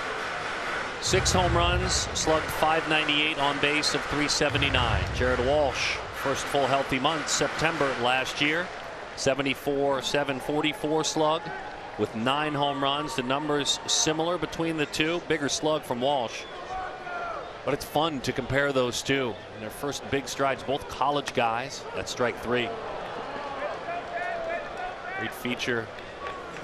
Pre-game show, Wally Joyner. You and I have been able to communicate with him both this week. His statement is, "Oh, I can't wait to watch Shohei Ohtani, what he's going to do." But you know what? We can't wait to watch what he's going to do in the All-Star game with Jared Walsh. Darren, Gooby, think about calendar year. A year ago, Jared Walsh, where he was, and then once summer camp started, also all the barriers and all the stuff that he had to go through and all the uncertainty of where he is today. How can you not feel good about this young man? 39th rounder. And he contracted COVID. He actually had to battle back to health. Yes. A week before summer camp started, all right, here's my chance. We're going to play. I've worked on all these things. And then you get COVID. Oh, pretty impressive. The Angels with 3 All-Stars in the game. Would not be surprised if you see Raisel Iglesias. He's pitching like it certainly of late. I'll tell you that right now. Even last night, what, 10 pitches he threw to get 3 outs, 8 strikes.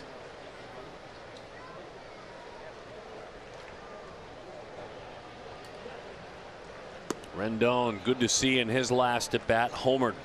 It was his 6th home run of the year. And to Gooby's point, you're talking about with Jared Walsh, a 39th round draft pick.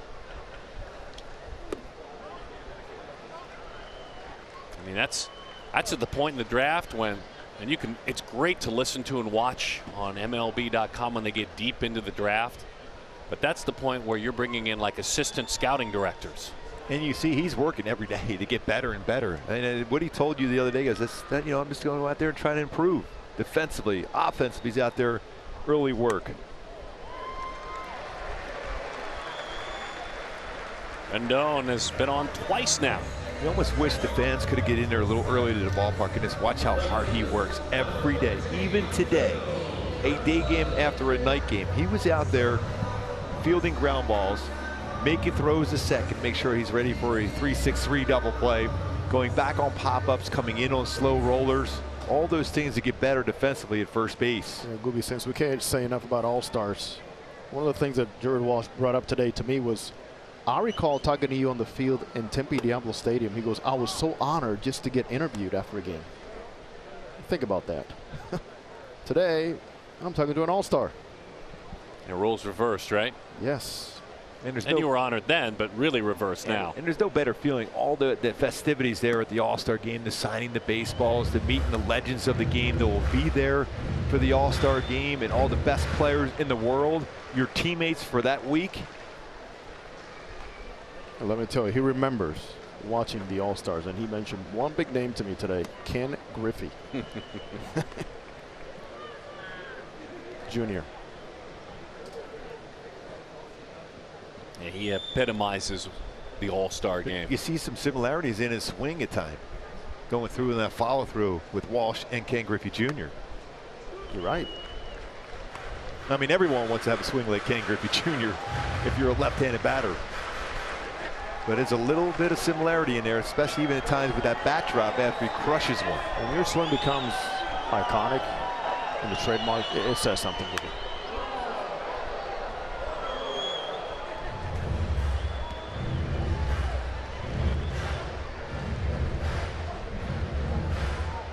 Phil Gosselin, another really good game today. 2 more hits.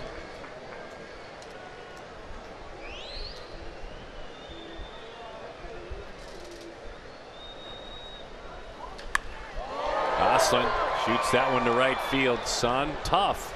And nice job hanging with it, Austin Hayes. Walsh going to the All-Star game. Ohtani pitching in it.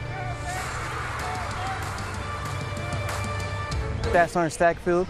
I'm with 3rd MEF Information Group in Okinawa, Japan. I just want to wish my family and friends in California a happy 4th of July. Rah!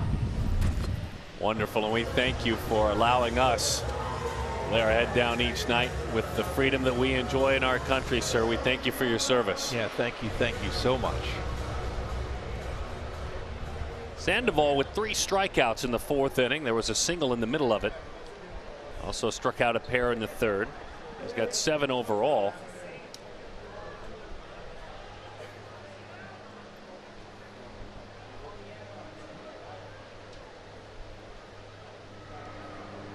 And he faces Austin Hayes to lead it off.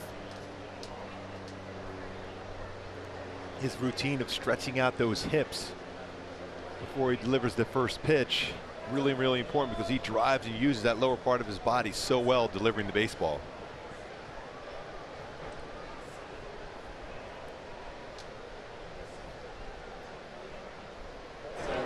Good slider, 0-1 the count. That actually was the curveball, a little bit slower in velocity. It's the pitch that you'll see 10 out of every 100. And that one will, on average, be in the high 70s, actually. And he goes back outside with a changeup. It's not easy to get a hit around in front after a curveball and you follow with a changeup, because they're very similar as far as velocity. One going towards down and in, the other going down and away.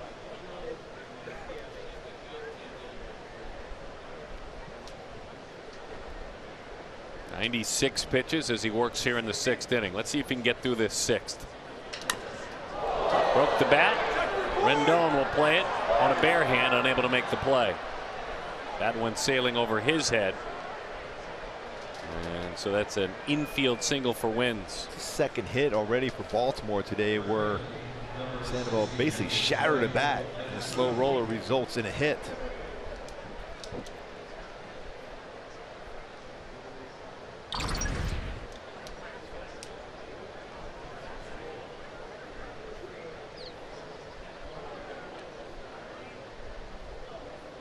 Really, you're at the mercy of just trying to come in and use the bare hand. How far that barrel of the bat went flying over Rendon's head.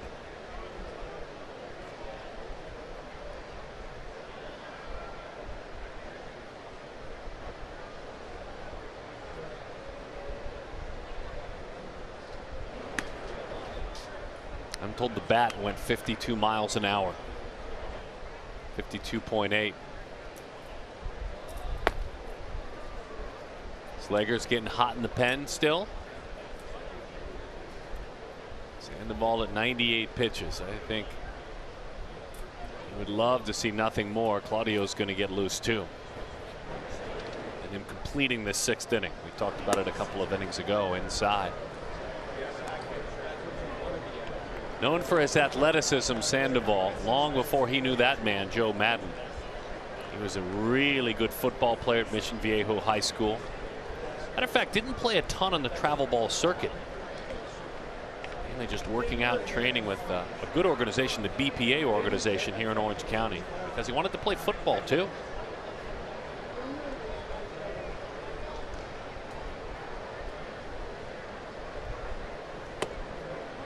Didn't get a commitment. 3-0 the count. Yeah, you don't want to give runners now here. It's still a fairly close game. 35 pitches going back from the 1st inning. Economical 2nd and 3rd.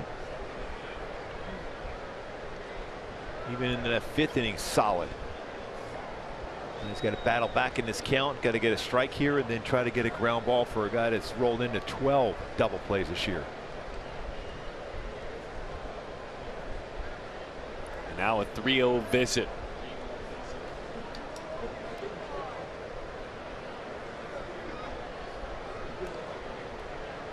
This looks like a pretty frank conversation. I'm thinking that Kurt Suzuki said, hey, this is your game. This is your game. That's what I love about Kurt Suzuki.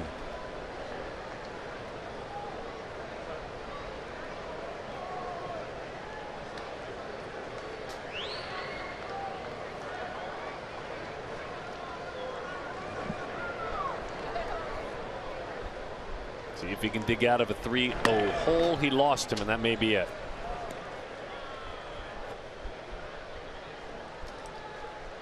Joe sent him out there, gave him a couple of batters, was hoping to get him back into the dugout, but instead he'll go to the bullpen. Got a righty and a lefty warming up out there. We'll reset the situation. Sandoval wouldn't want to come out. He took a long walk. More in a moment.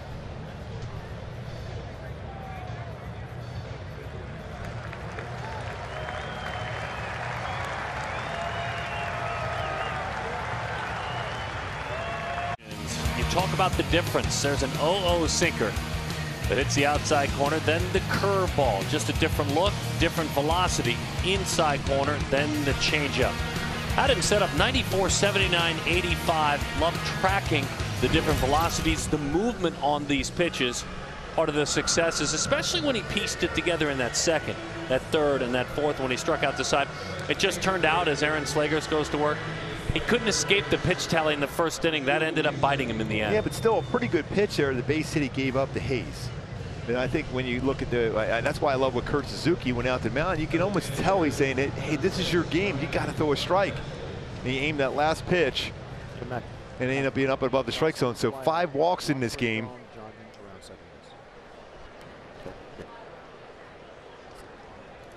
Aaron Slegers goes to work for the 27th time this year. Opponents with a .309 batting average. A lot of base runners he's dealt with. Rengifo with third base now.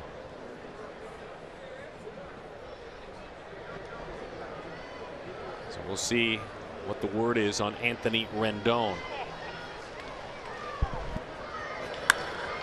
That one into center field, hangs up very nicely. Nearly slipped over the head of Lagares. And that baseball was squared up pretty good.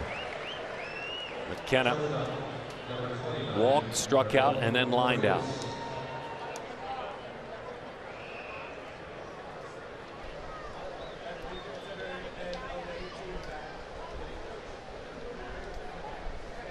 Urias now.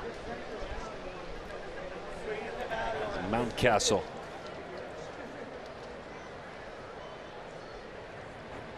Really did square that one up, as Gooby said.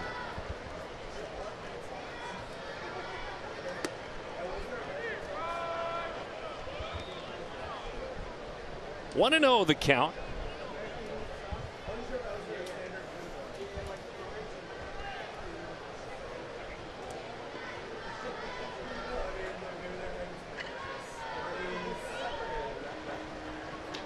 Line drive, left field, base hit. A roll for a while. They had him played the other way. One of those runs charged to Sandoval. 4-1 is the score. The other Sandoval run standing at third now. 4-1. Ramon has been on 3 times today.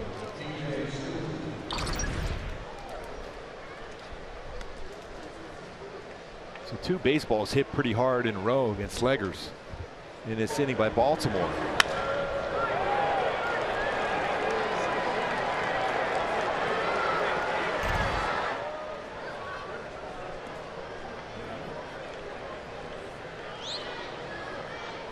And now DJ Stewart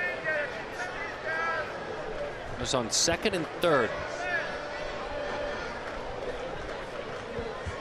Single, double, and a walk for Urias out there at second base. Shot, base hit, right field. That one will go all the way to the wall. We've got a ball game. It's 4-3. DJ Stewart picks up a couple of bases. That's his 6th double of the year. 4-3 is the score. That's why I still think when Kurt Suzuki went out the mound, he said to Patrick Sandoval, this is your game. All of a sudden now Baltimore right back in this game now, 4-3 with the runner in scoring position.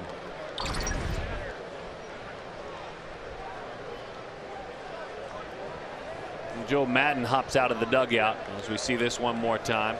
He'll make a change.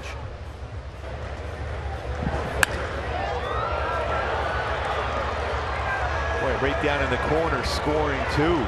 Just like that, Baltimore right in the game.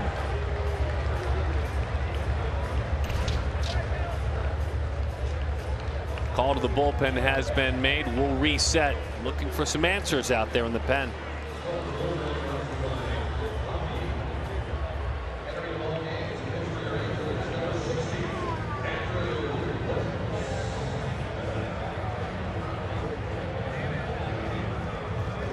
Hyundai. See your Southern California Hyundai dealer today, because the longer you look at a new Hyundai, the more there is to like.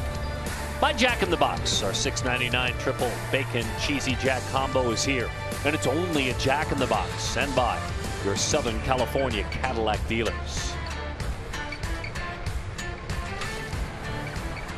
When he was a high schooler, they called him Andy Wantz, and he was from Holly Springs, North Carolina. As he has grown through UNC Greensboro and moved on to the big leagues, Andrew Wantz, as he returns to his given name, congrats, he's making his major league debut.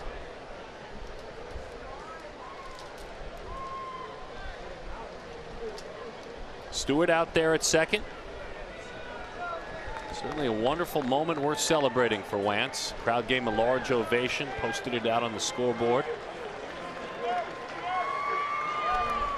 This is the time to cut your teeth, huh, folks?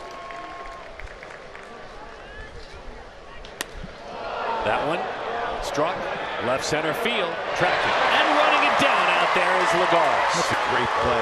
Off the bat, I'm thinking he's got no chance of getting there, but that's a Gold Glove winner in the past. Well, Lagares, an outstanding play in center field, left center field. Got a cutter, Gooby, a little bit off the plate.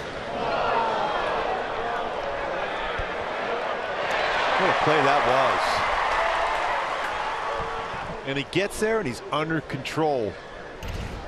The quick step, the route, and then under control to run that one down.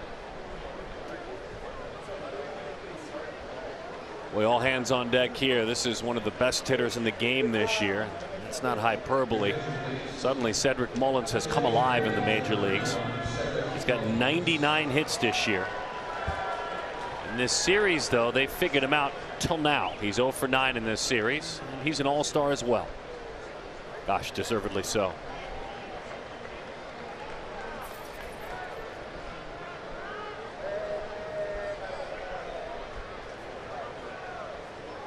Two outs.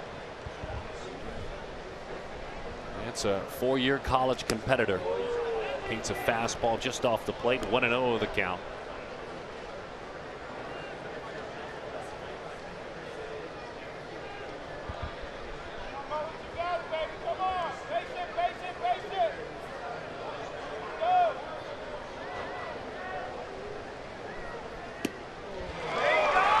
So far, it looks like fastball cutter, Gooby, what we're seeing.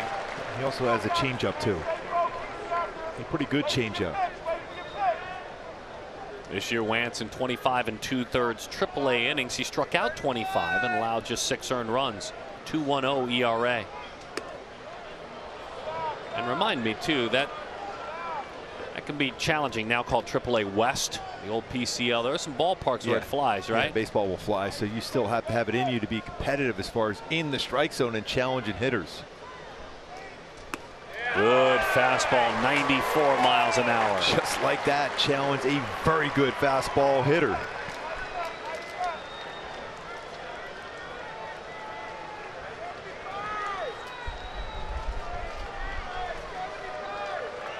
Huge walking lead down the line. Halfway, worth stepping off. Because of the shift, Rengifo nowhere near DJ Stewart. He literally is halfway to home plate. And he's also, that's a pitcher making his major league debut, so you're a little bit of nerves. You're just trying to see if you can rattle him.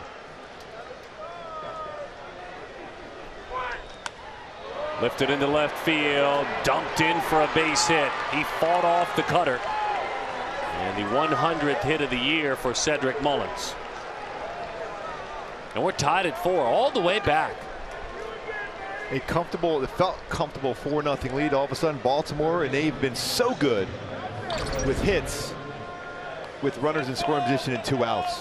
One of the best in the game. And now you're dealing with a stolen base threat.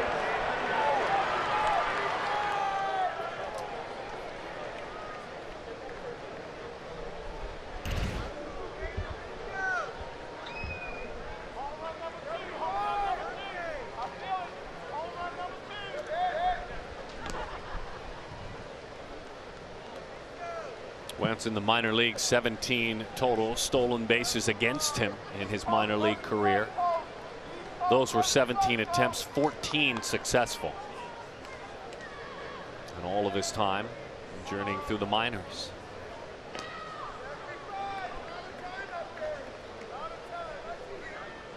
144 2/3 minor league innings for Wentz, 184 strikeouts. And a 4.35 ERA.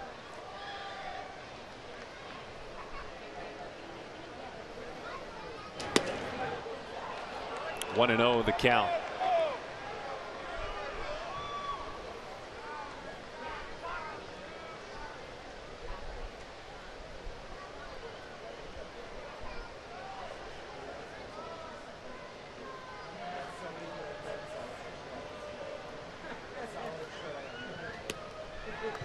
A little bit of two-seam run to that one.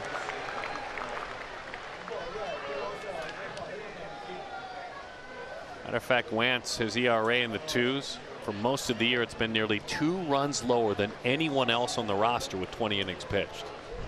That's to your point that it's difficult to pitch in AAA. Yeah, anything you make a mistake, anything in the air has got a chance to go a long way. I got to believe Mullins is going. Mullins is going on this pitch. Kurt Suzuki's thrown out 20% of base stealers this year, 23% for his career. He's going to be tested here. Mullins with 15 stolen bases. Here he goes. Pitches outside, throw down, quick tag, got him! Oh, Iglesias. The magic tag there, reaching back, excellent job. Let's see if they'll take another look at that one. See if he got the tag in, if he gets him in the leg before that hand. Just got him, just barely got him. Excellent job. Suzuki put it on top as well.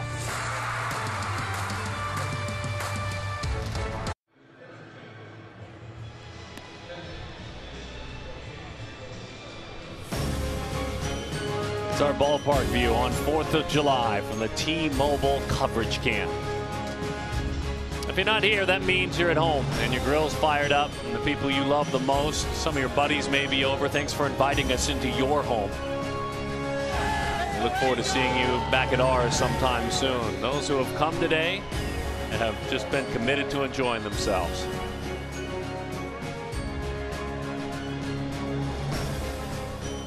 Let's see if the Halos can walk away with the victory and thrill these fans a little bit more. Tyler Wells takes the responsibility now. He goes to work. Cal State San Bernardino alum, 25th appearance of the year. ERA of 3.6 and not many base runners. Look at that, walks and hits per innings pitched. That's very low. See how the offense responds now after Baltimore came all the way back, tied it up at 4.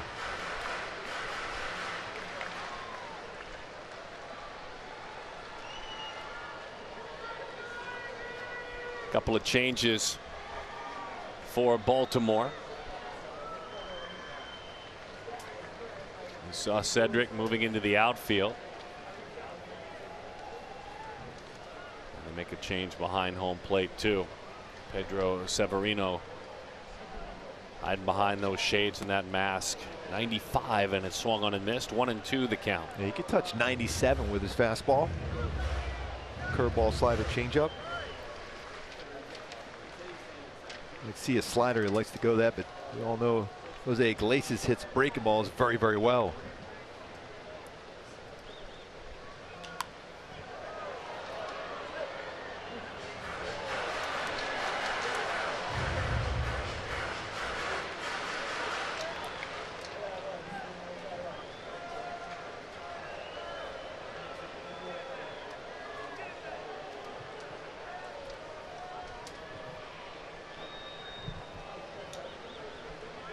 One and two. Good little battle here for Iglesias trying to get on base. Brought up a couple pretty good fastballs. That one at 95.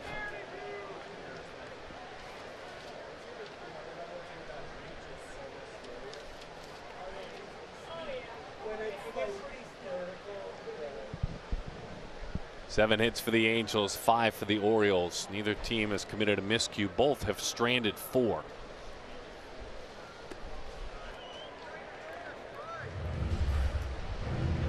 Well, you'd hoped for a better fate, as we talked about, for Sandoval. I think that first inning, as we mentioned, and kind of that inability to close in the end, definitely faded late. Pitched really well, but faded for sure. Good hack at a fastball, 94 up and in for Iglesias.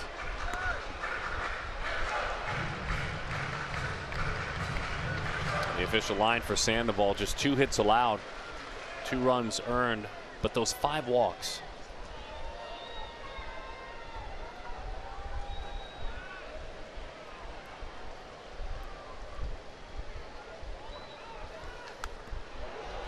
Coming back our way, Gooby. Good try, pal.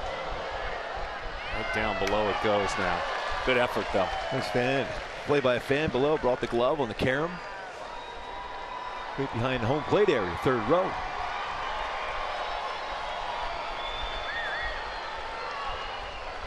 Did you used to bring your glove to Phillies games?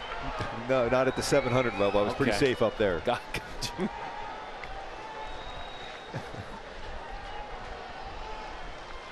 Swing and a miss. No, just got a piece of that one. Skipped right on by.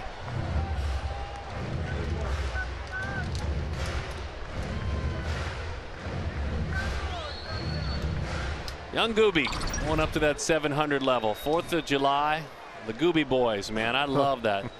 Red, white, and blue shorts. I know you had the Navy socks on as well. Oh, yes. And, who am I seeing with you there? That's my brother Brian.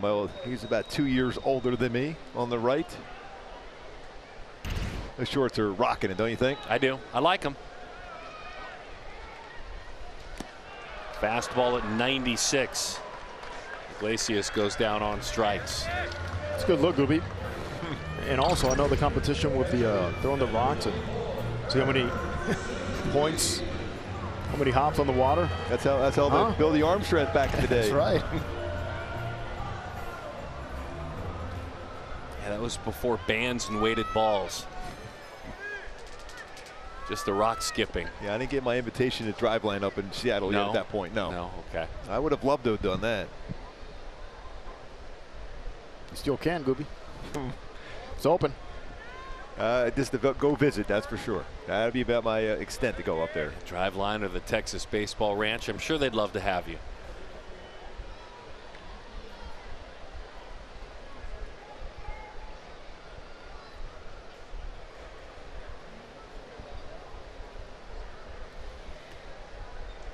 Could you be talked into a comeback?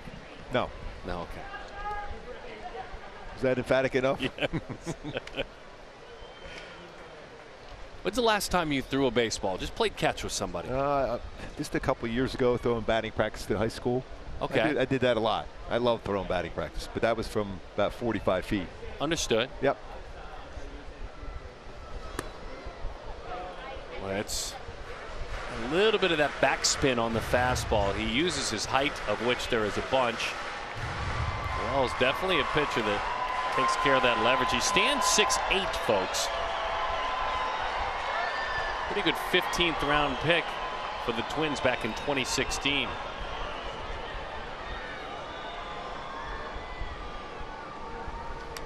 Good hack at that fastball by Kurt Suzuki. Enjoy Angels baseball from the comfort of a suite. Entertain guests. All-inclusive packages. Call 888-796-HALO or visit angels.com/suites.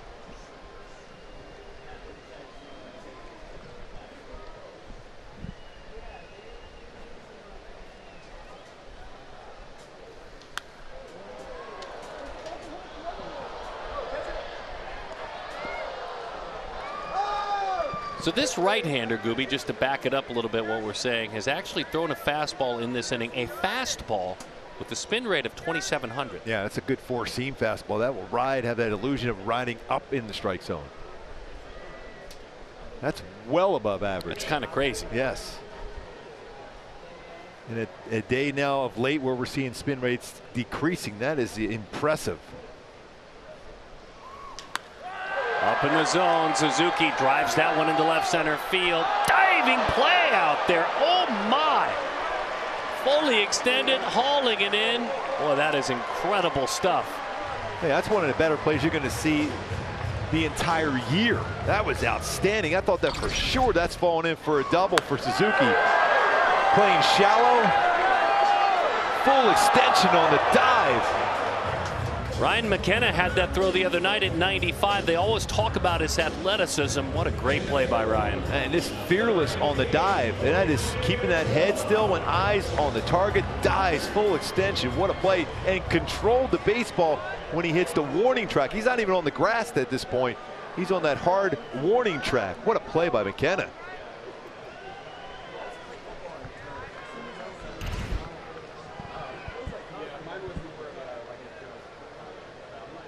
Jose Rojas now in the game. We welcome Jose back to the big leagues.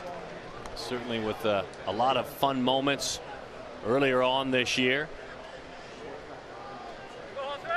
And the Anaheim native, Vanguard College, dreamed about wearing an Angels uniform, made this team. And now he has a chance to come back and stay.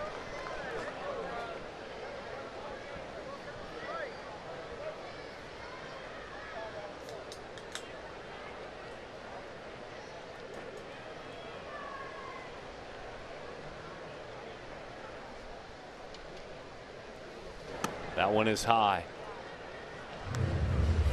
Yeah, he was figuring he was swinging at those pitches. He'd go a little bit higher out of the strike zone. But Rojas, as a left-handed batter, can really cover a fastball in that upper quadrant of the strike zone.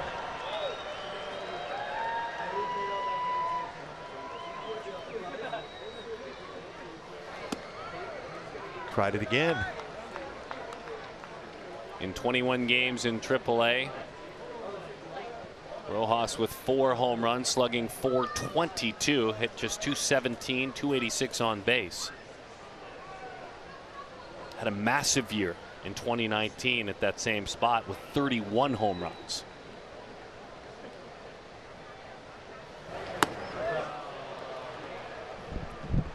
He went around without appeal that time, goes down on strikes. This Independence Day broadcast is presented by USAA, proudly serving the military community.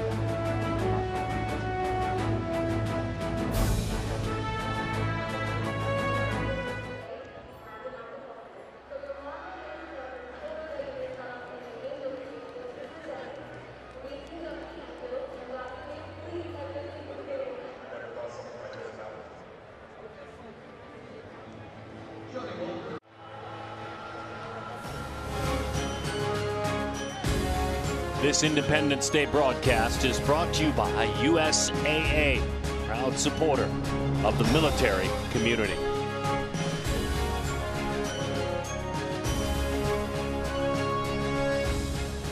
And Jose Rojas moves into right field. Well, who blinks in this one, folks? Stay tuned and find out. Red Sox come to town tomorrow. I don't know if I've told you folks, but Tuesday night, with the Red Sox coming to town. That's game 2 of that series.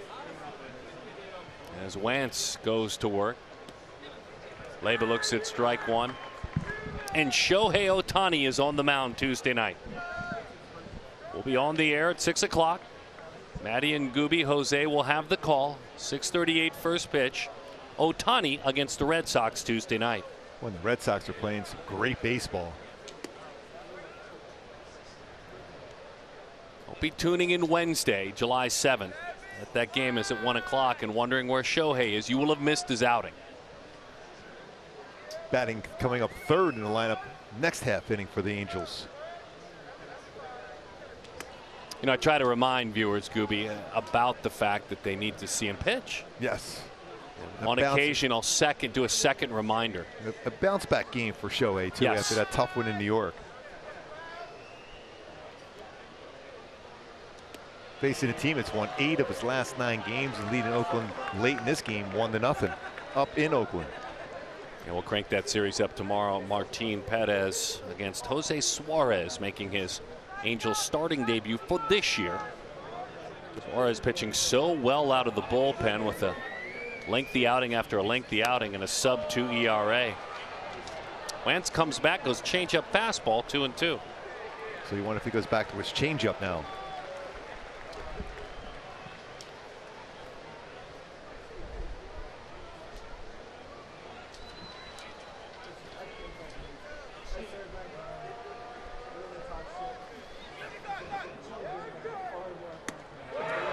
Cutter up, tied him up.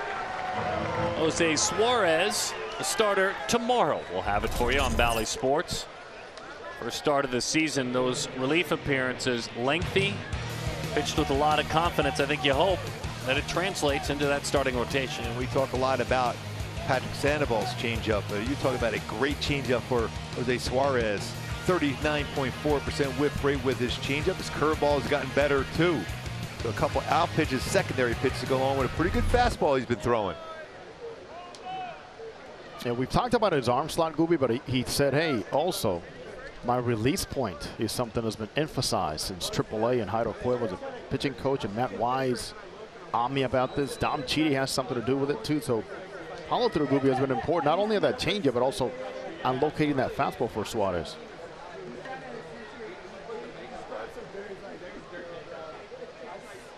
And when something locks in and you've had the experience of trying to survive in the big leagues as he did a couple of years ago, right at 100 innings, just a little bit under.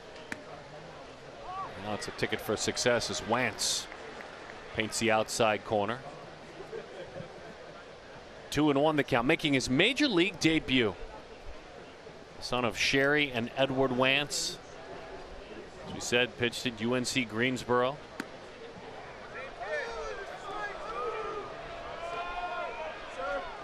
And he pitched well. He was that conference's pitcher of the year his sophomore year. The SoCon pitcher of the year. He also was All Southern Conference a couple of times beyond that. That's a good running fastball. He was fastball away. Wantz, and then fastball two-seamer running in. His second year of college, he was 78 2/3 innings in the book and struck out 97. Almost exclusively out of the pen. Swing and a miss. Cutter, pump of the fist. You love that. Yeah, a couple strikeouts on Cutter's up.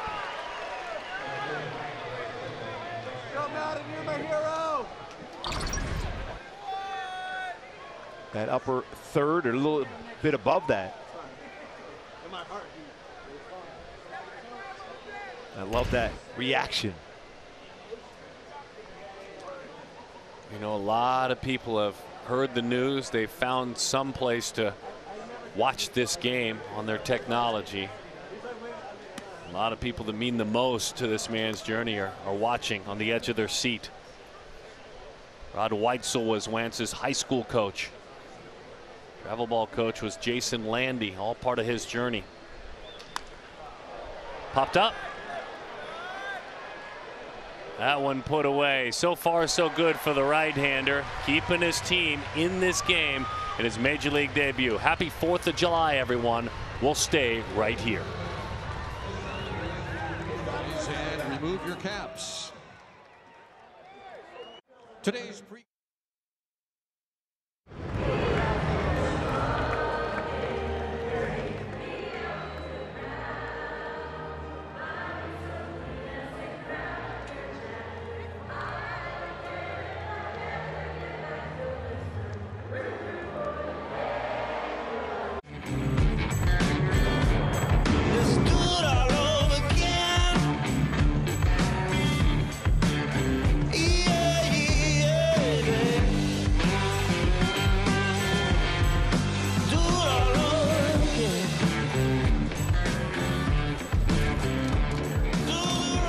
We welcome you back. Certainly glad to have you hanging out with us on the 4th of July.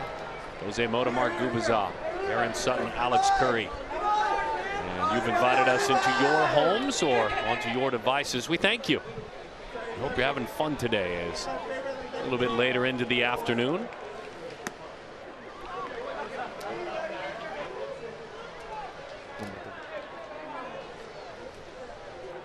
That was a pretty powerful arm out of the bullpen for Baltimore. Scott, 94, 99, will throw a slider.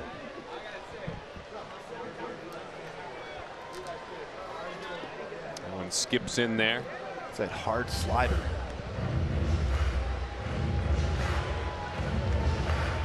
He touched 90, 91 with his slider.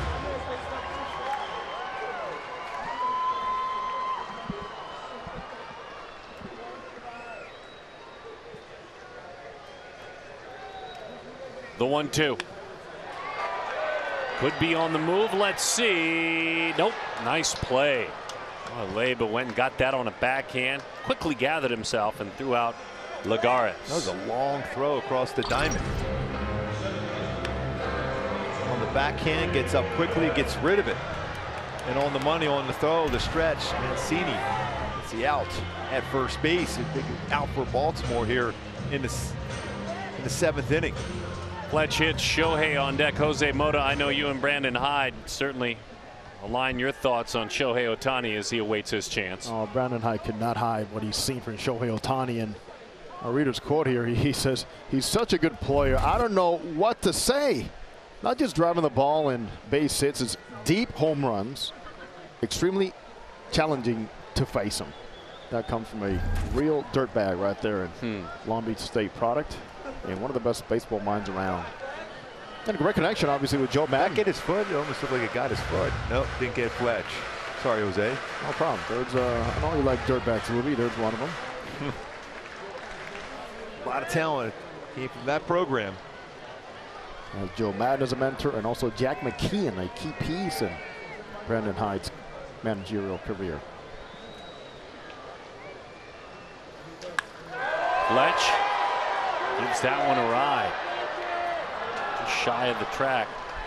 Mullins puts it away. Here is Shohei. 3rd inning, if you weren't watching, this is what Shohei did off the batter's eye. Well, he tracked the slider, and he got that slider out in front. Exit velocity 112.5, launch angle 31 degrees, but going 459 feet. The average home run in Major League Baseball, 401. That's 459 for Shohei.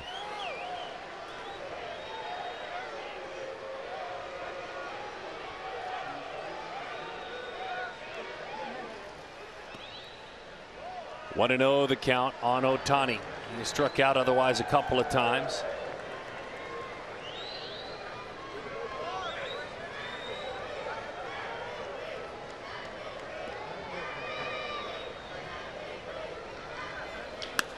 Shohei just missed that one. The oohs and ahs of the crowd. That one is put away. And an update on a couple of halos we'll share with you when we come back. Meantime, it's tied at 4.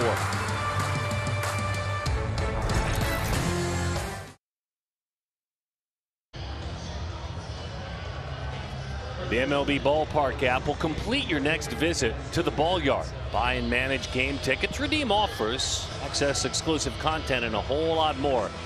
Download the MLB Ballpark app and do so today. So Anthony Rendon left today's game with left hamstring tightness. Taylor Ward also leaving the game to have his right index finger examined, hurting his finger diving back to first base in this contest. Mike Myers takes over out of the bullpen. That pitch, slider, misses outside. 1-0 the count. It has been a struggle for Mike Myers at home this year. He's been excellent on the road, but at home it's a different story. See if he can turn it around today.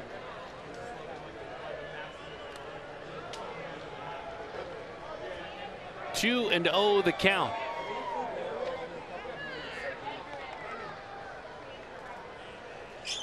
Very, very lively stuff for the 29-year-old right-hander.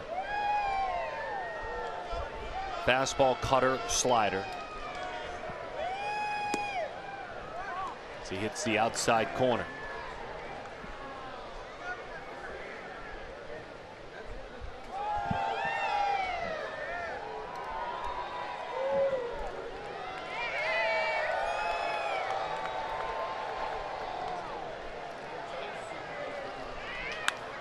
On the ground out towards short. Iglesias pats that glove a couple of times and shoots it on across. They get Trey Mancini for the first out of the inning.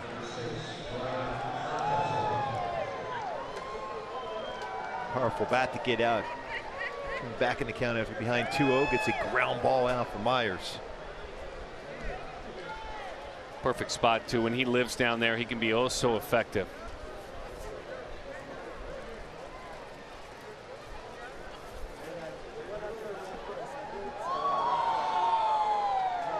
Here's Ryan Mountcastle.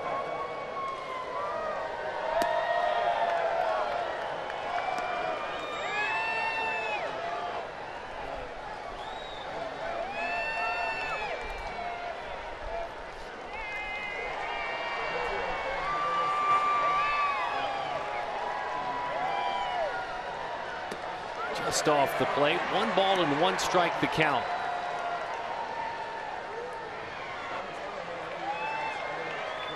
And you want to talk about, we talked about that earlier, 7th inning or later. Within a couple of runs or up a couple of runs, that close and late situation. You would think, okay, that's the closer, right? Well, it is a lot. But no one on this Angels team has had more at bats in that close and late situation than he has had to deal with than this man, Mike Myers. 97 at bats in that close and late situation. Iglesias 93, and no one else is close to those two. Those are the 2 pressure cooker guys for this team this year. 3-1 the count. Now Iglesias, opponents with a .212 on base against him, hitting 172. For Myers, it's a .268 opponent's batting average, 343 on base. Mike has lived in that pressure cooker. Missed that time. It's really been the walk that's been the issue for Mike Myers, and falling behind in counts. And you're right, Gooby, in those situations with similar amount of work, it's been 4 walks for Rysel and 10 for Mike.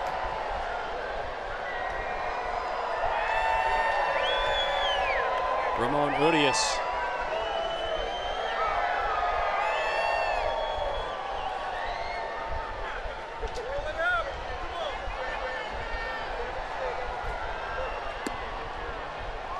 Takes strike 1. One of those dangerous spots on a breaking ball, but it's effective at times when a hitter's looking lower third. It freezes them. Think it's out of the strike zone. Severino awaits his opportunity.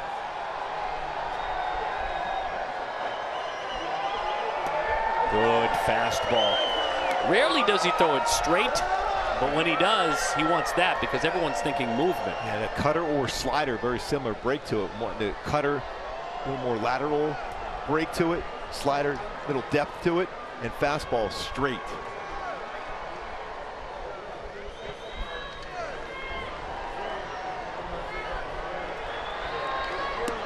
Right down the middle. 0-2. Again, looking for something else. And you're just going off scouting reports and seeing what's his tendencies in.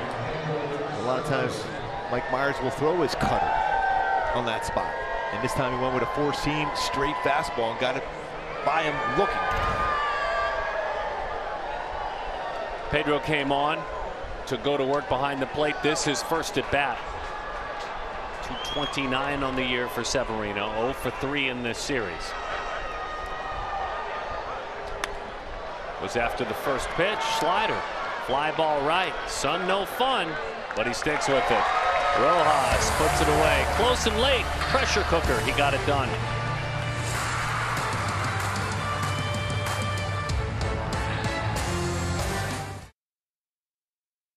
For the game today, I love rock and roll. Shohei Ohtani rocks that baseball 459 feet. Then Anthony Rendon let that one roll out of the ballpark. His 6th home run of the season over that short wall. Point putting the Halos up 4-0. But Baltimore battle back, looking for the offense to get going here with the All-Star at the plate, Jared Walsh. Jared takes that responsibility and steps in against Scott, the hard-throwing left-hander. Tanner came on in the last inning. Walsh doubled in a run in the first, flied to center, and struck out.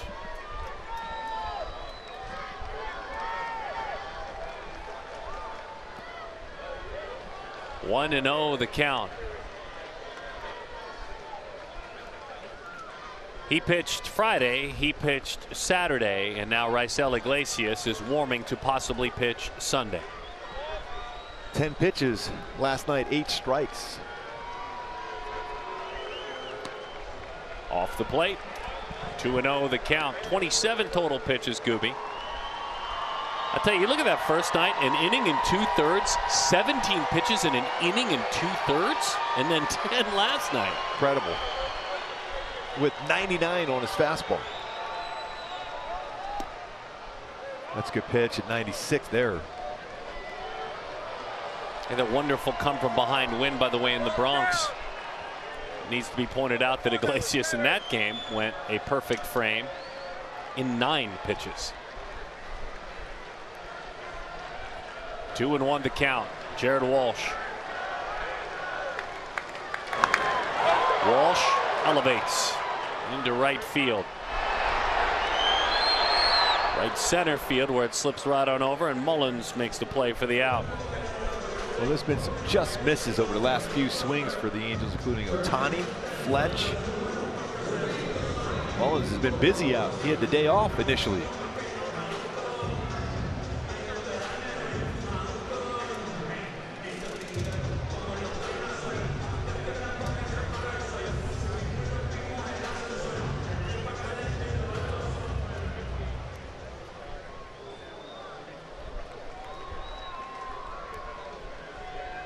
Rengifo came on a couple of innings ago for Rendon defensively. Takes a slider for strike 1.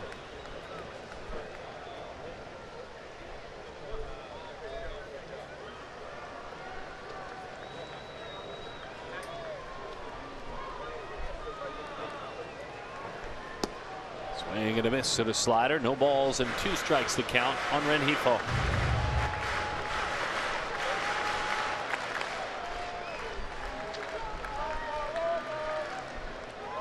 He was 1 for 3 yesterday in the game.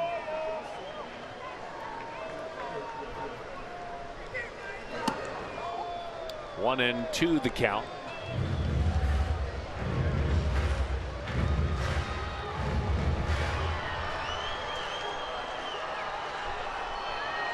Had a tough road trip, but you know what? He ended that road trip with the game-winning RBI in a big comeback at Yankee Stadium. So he got on the plane not thinking at all about that 2 for 21, just thinking about that second hit, which won the game. And where he tracked the pitch out of the strike zone, maybe the similar thing here now.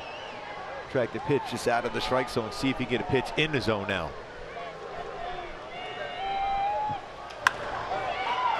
He got a strike, but he put it on the ground. Hustling up the line nonetheless. Urias turns it into an out. 6-3 ground out.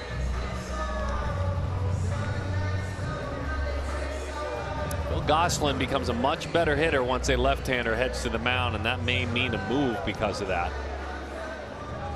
And that's exactly what it means. We'll step aside. Gosselin hammers lefties. He forces this change. We're tied at 4.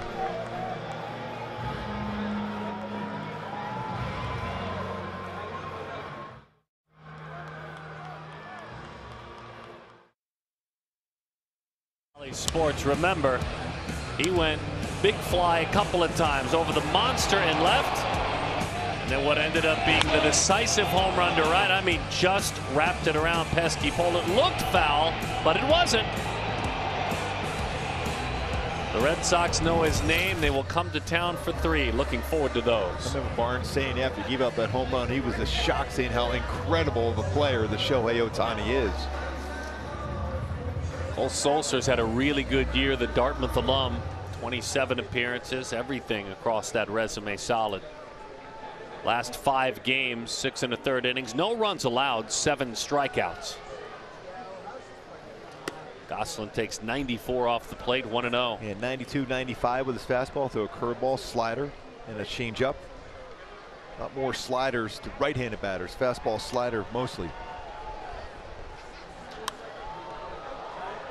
So the Goose fouls off a fastball away. 1-1 the count.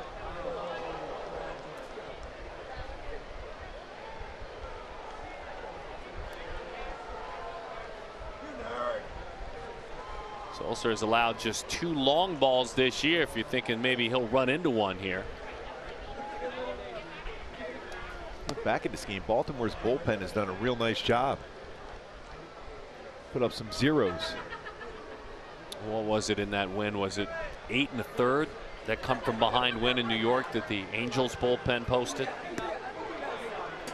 That's kind of the trademark of a great comeback, isn't it? Your bullpen's got to bail you. Got to put up zeros. That's your best shot.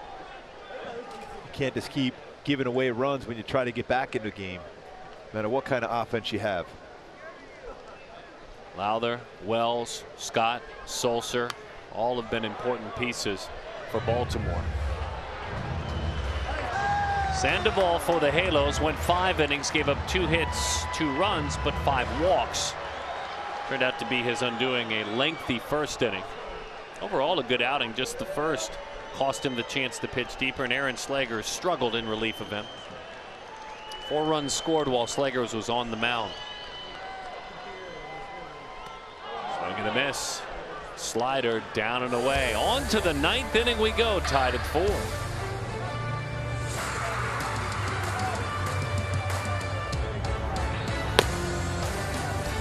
Gonzalez, stationed here in Okinawa, Japan with the MEF Information Group. I want to give a shout out to my friends and family in Southern California as well as Las Vegas. Happy 4th of July. Captain Gonzalez, we thank you for your service. We wish everyone serving our country a very happy and safe 4th of July. Well, Raisel Iglesias, we told you that low pitch tally in the last couple of outings. 27 total, plus in New York 9. Last 3 outings economical, so as you can see how good he has been over his last 6+ games. Here we go, 3 consecutive games, every game in this series. Joe playing for the win, playing for the walk-off.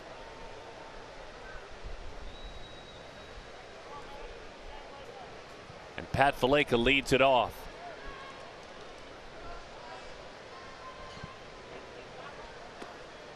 1-0 the count. Iglesias has been, as you saw that graphic, it's 8 total innings. It's flawless, by the way. No hits, no walks, 15 strikeouts, 94 total pitches in his last 6 outings. As he misses low, 2-0 the count. He can still throw at all different arm angles. All 3 of his pitches in the strike zone. That's just a little below.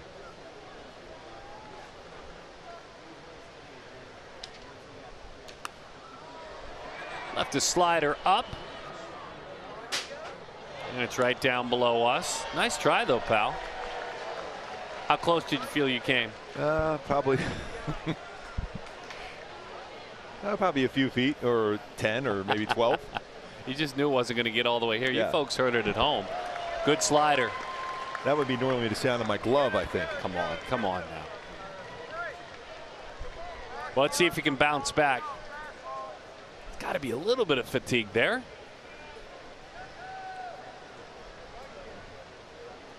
Two.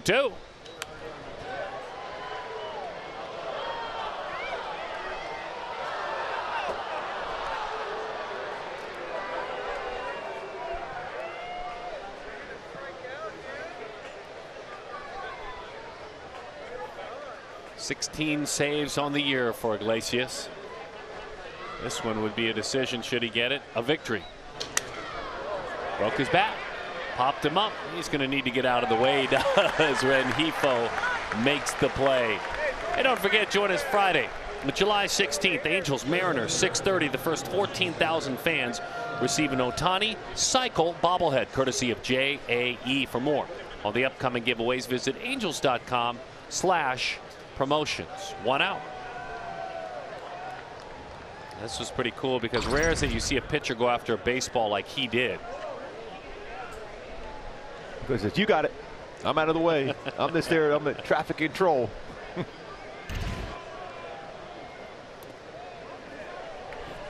did not go. Cedric Mullins on a slider down and in. That was pretty close to a swing. I don't know how he didn't go after that one. He's always aggressive on the first pitch. He's a .452 hitter with 2 home runs, 14 for 31 on the first pitch. Missed with a changeup. Working a little bit more. And I don't even want to use the word rusty. He's just flat spoiled us, though, the last week and a half. Well, that's all over the strike zone. That's all over the strike zone. That one not called a strike. That one missed. Changeup. Tell you what, we haven't said that a whole lot the entire day. Or is it right down the middle? On the contrary, Shane Livensparger's having a very good game behind the plate. We haven't said it at all, really. That was a one pitch. Goes back to the changeup, 3-2. What do you want to see here, partner? He's not afraid to go back to back to back on his changeup. You better be right with this hitter. 3-2.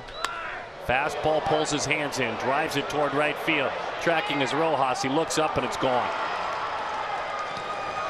He went with a fastball on that one. 5-4, Baltimore leads it. Nearly threw a perfect game. He had retired 26 straight batters.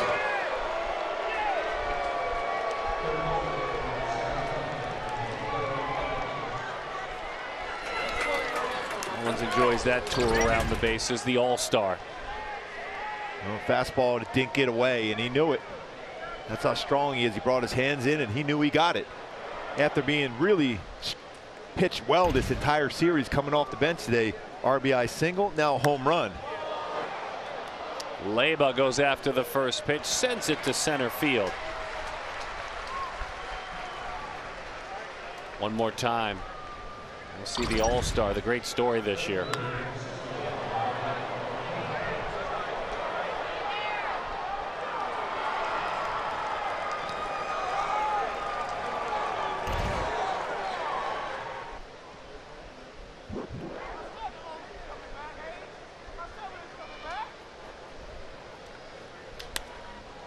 Slider, Walsh will trickle into foul territory. Jarrett makes the play for the out. A mistake on a fastball. That hitter was ready for it. Time to go to work. Bottom of the ninth.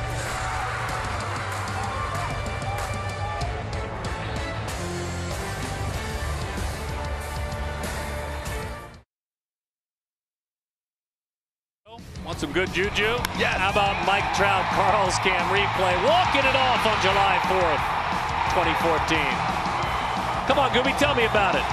You and Victor were on the call. I remember it well. The power Trout walking off against the Stros. Some names back in the day. C.J. Crone, Chris Iannetta. Sulser will look to take it to the finish line. First up, Iglesias. Slider misses low and outside. 1-0 the count. A walk, a hit by pitch, an error, a single. You just need to get some traffic on the base pads, get this thing moving. That's a good start, 2-0. Yeah, overthrowing. A really good year for Sulser, and as we told you, his run since June 21st, he is unscored upon.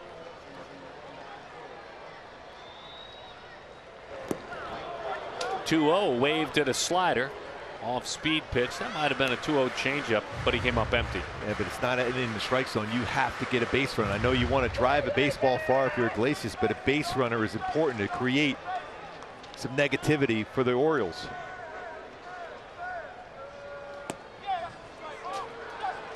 Two and two the count. You find yourself fortunate, although he may dole out the biggest heartbreak of this series, that you held Mullins how you held him. Yep. Look what he did today. You said hopped off the bench and went right back to work. That's why he's an all-star. Just got a piece. And they're talking about Mullins, in all likelihood, may get to start in place of Mike Trout. I think he should get the start out in center field. He's been that good this year.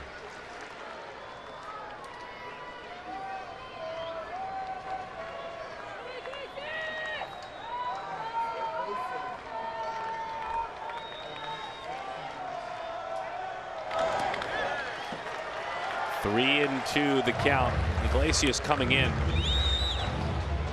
Had been on base 10 times in his last 5 games. Now that included a whale of a series in New York, where he always plays well at Yankee Stadium. He's got to get on base. He's thrown a couple pitches out of the strike zone. And it's the bat that Iglesias went after. See if he can get on whether base hit or a walk. A tie, that's ball 4. Kind of babied a change up in there and didn't get it into the strike zone. Yeah, he forced it in there with Kurt Suzuki coming to the plate. I'm assuming he's going to be asked to bunt. Late games at home, you'll probably see a pickoff throw to first base. Why you do that? Just to make sure you see the hands square around the bunt.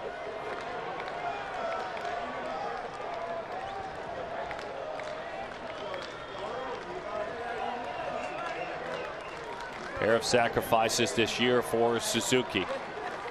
His first sacrifices since 2017. Oh, nearly threw that one away. Yeah, the reason why that's a call in from the dugout, just to see if the batter will square around the bunt. That'd have been a wonderful gift for the Halos.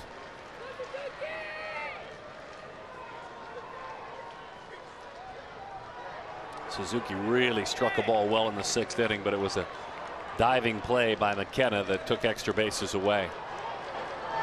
He is not bunting. Strike one.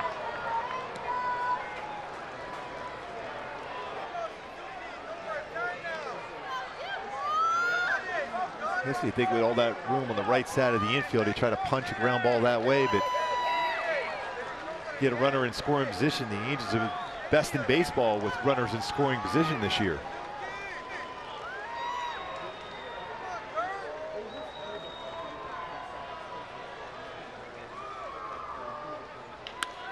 Suzuki base hit center field. That'll move him up.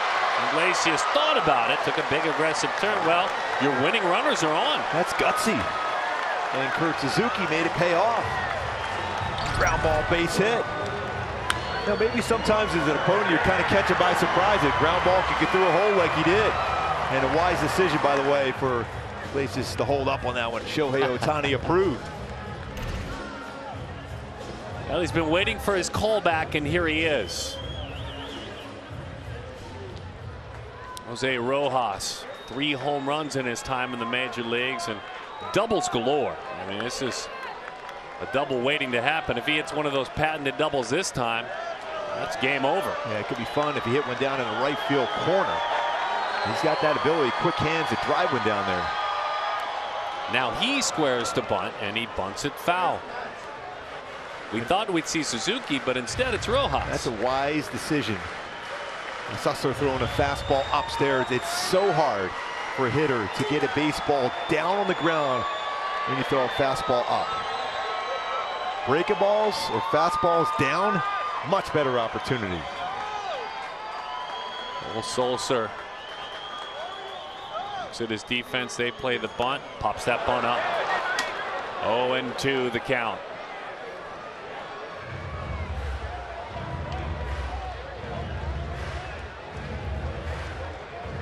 You're tying runs at second base.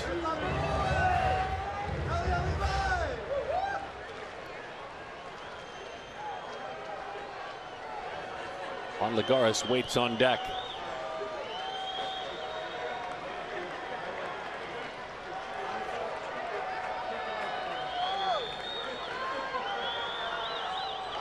Lines that one into center field. It's down for a base hit. They'll move up 90 feet. The bases are now full for Lagares with nobody out.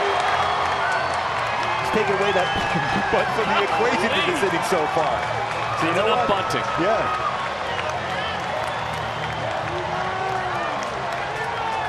This is a nice job by Jose Rojas. Off speed pitch. Looks like he went change piece. Right back up the middle on the line. Hit it too hard to drive him in.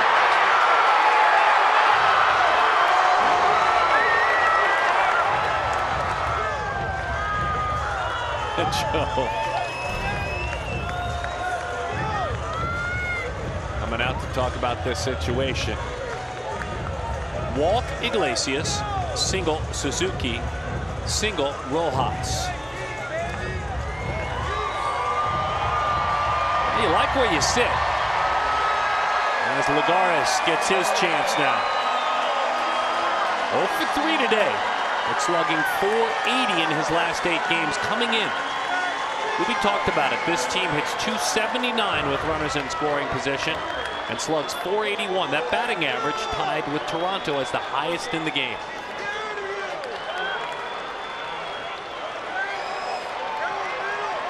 Infield in on the corners, halfway in the middle.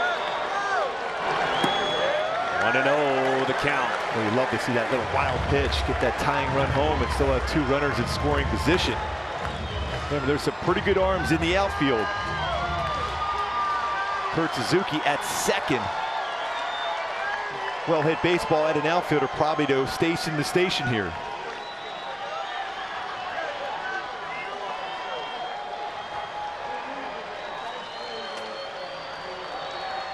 Shallow trying to cut that runner down.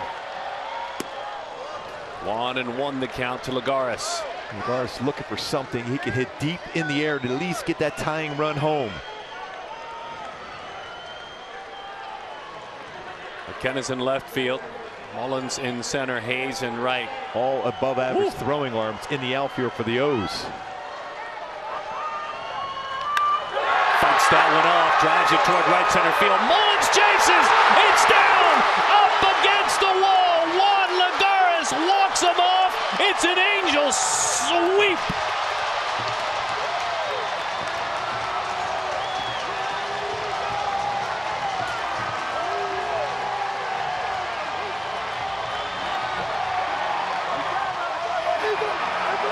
Boy, the fight in this team is incredible. You give up a go-ahead home run in the 9th, and all of a sudden you got to walk for Iglesias, who doesn't walk a whole lot. Base hit, no bunts.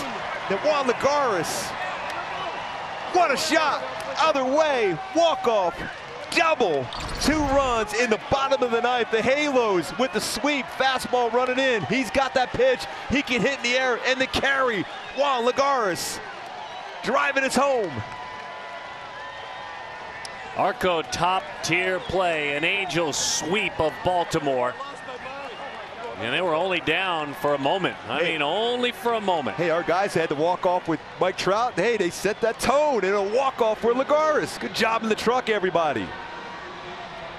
That's a very good reminder. That was a wonderful look back. Mike Trout, 2014. Well, 7 years later, it's Juan Lagares, who, oh, by the way, plays his position and is getting an opportunity as Mike looks on, tries to get healthy. Wow, look how you bring it all back. So here's the thing. They absolutely owed it, and I know Rysel gave up, you know, the homer. They owed him this. Yes, he's been so good for such a long period of time. Nearly a perfect game, 28 straight batters retired. Juan Lagares making a statement. Yeah, they're grabbing Juan. He's already got that Saturday night look. With the jersey, he'll put the shades back on. I was loving the big leagues, boy. You get a walk-off hit, you may get beat up and stained like you've never been before. Jose Motas with Juan Lagares. Guys, take it away. Thanks, Darren. You've been hitting the ball well, and I know that you looked up in the air. How about the celebration with your friends, your team over around second base? How would that feel like? That feels great. You know, like you say, I've been hitting the ball really high. I just can't find the whole ball. Thank God I got that one. You are a veteran player, and this team has now prided itself in doing such a good job coming back. What is it about the ball club and never giving up? That's the key, you know. Come here every day with the mindset and ready to win baseball game. That's what we've been doing right now. And for you, Mike Trout goes down. You get the opportunity. How have you felt overall in the contributions you made with the bat and also outstanding with the glove? I just want to keep doing, you know what I'm doing, play hard and try to take advantage of every opportunity that I got. Also, first experience with the fans here with the Angel Stadium. What does that mean to you? How big is that? That's unbelievable, you know, to got all the fans here. And thank you for the support. And we just want to keep playing hard and win some ball game. Most important thing going forward for this ball club is he leading to the All-Star break. What is that for them? That feels great. You know, I think everybody needs that rest, you know, and those guys been doing a really good job. Just keep it on and keep play hard. Gracias, hermano. Okay, gracias a ti. Well, he gets it done with a glove. We know that. Gold Glover. But, boy, game winner. Outstanding job. What an AB for Juan Lagares, and just allowing that ball to get through him, get back in the zone. We're going to break it all down. Angels live. Alex Curry, Darren, Gooby. Juan is swinging it. The Angels do it again. What a rally against the O's for that sweep. Yes, Suzuki enjoyed all the way, Juan. Enjoy the shower because it's quite hot. Stay there, Angels live. Right up.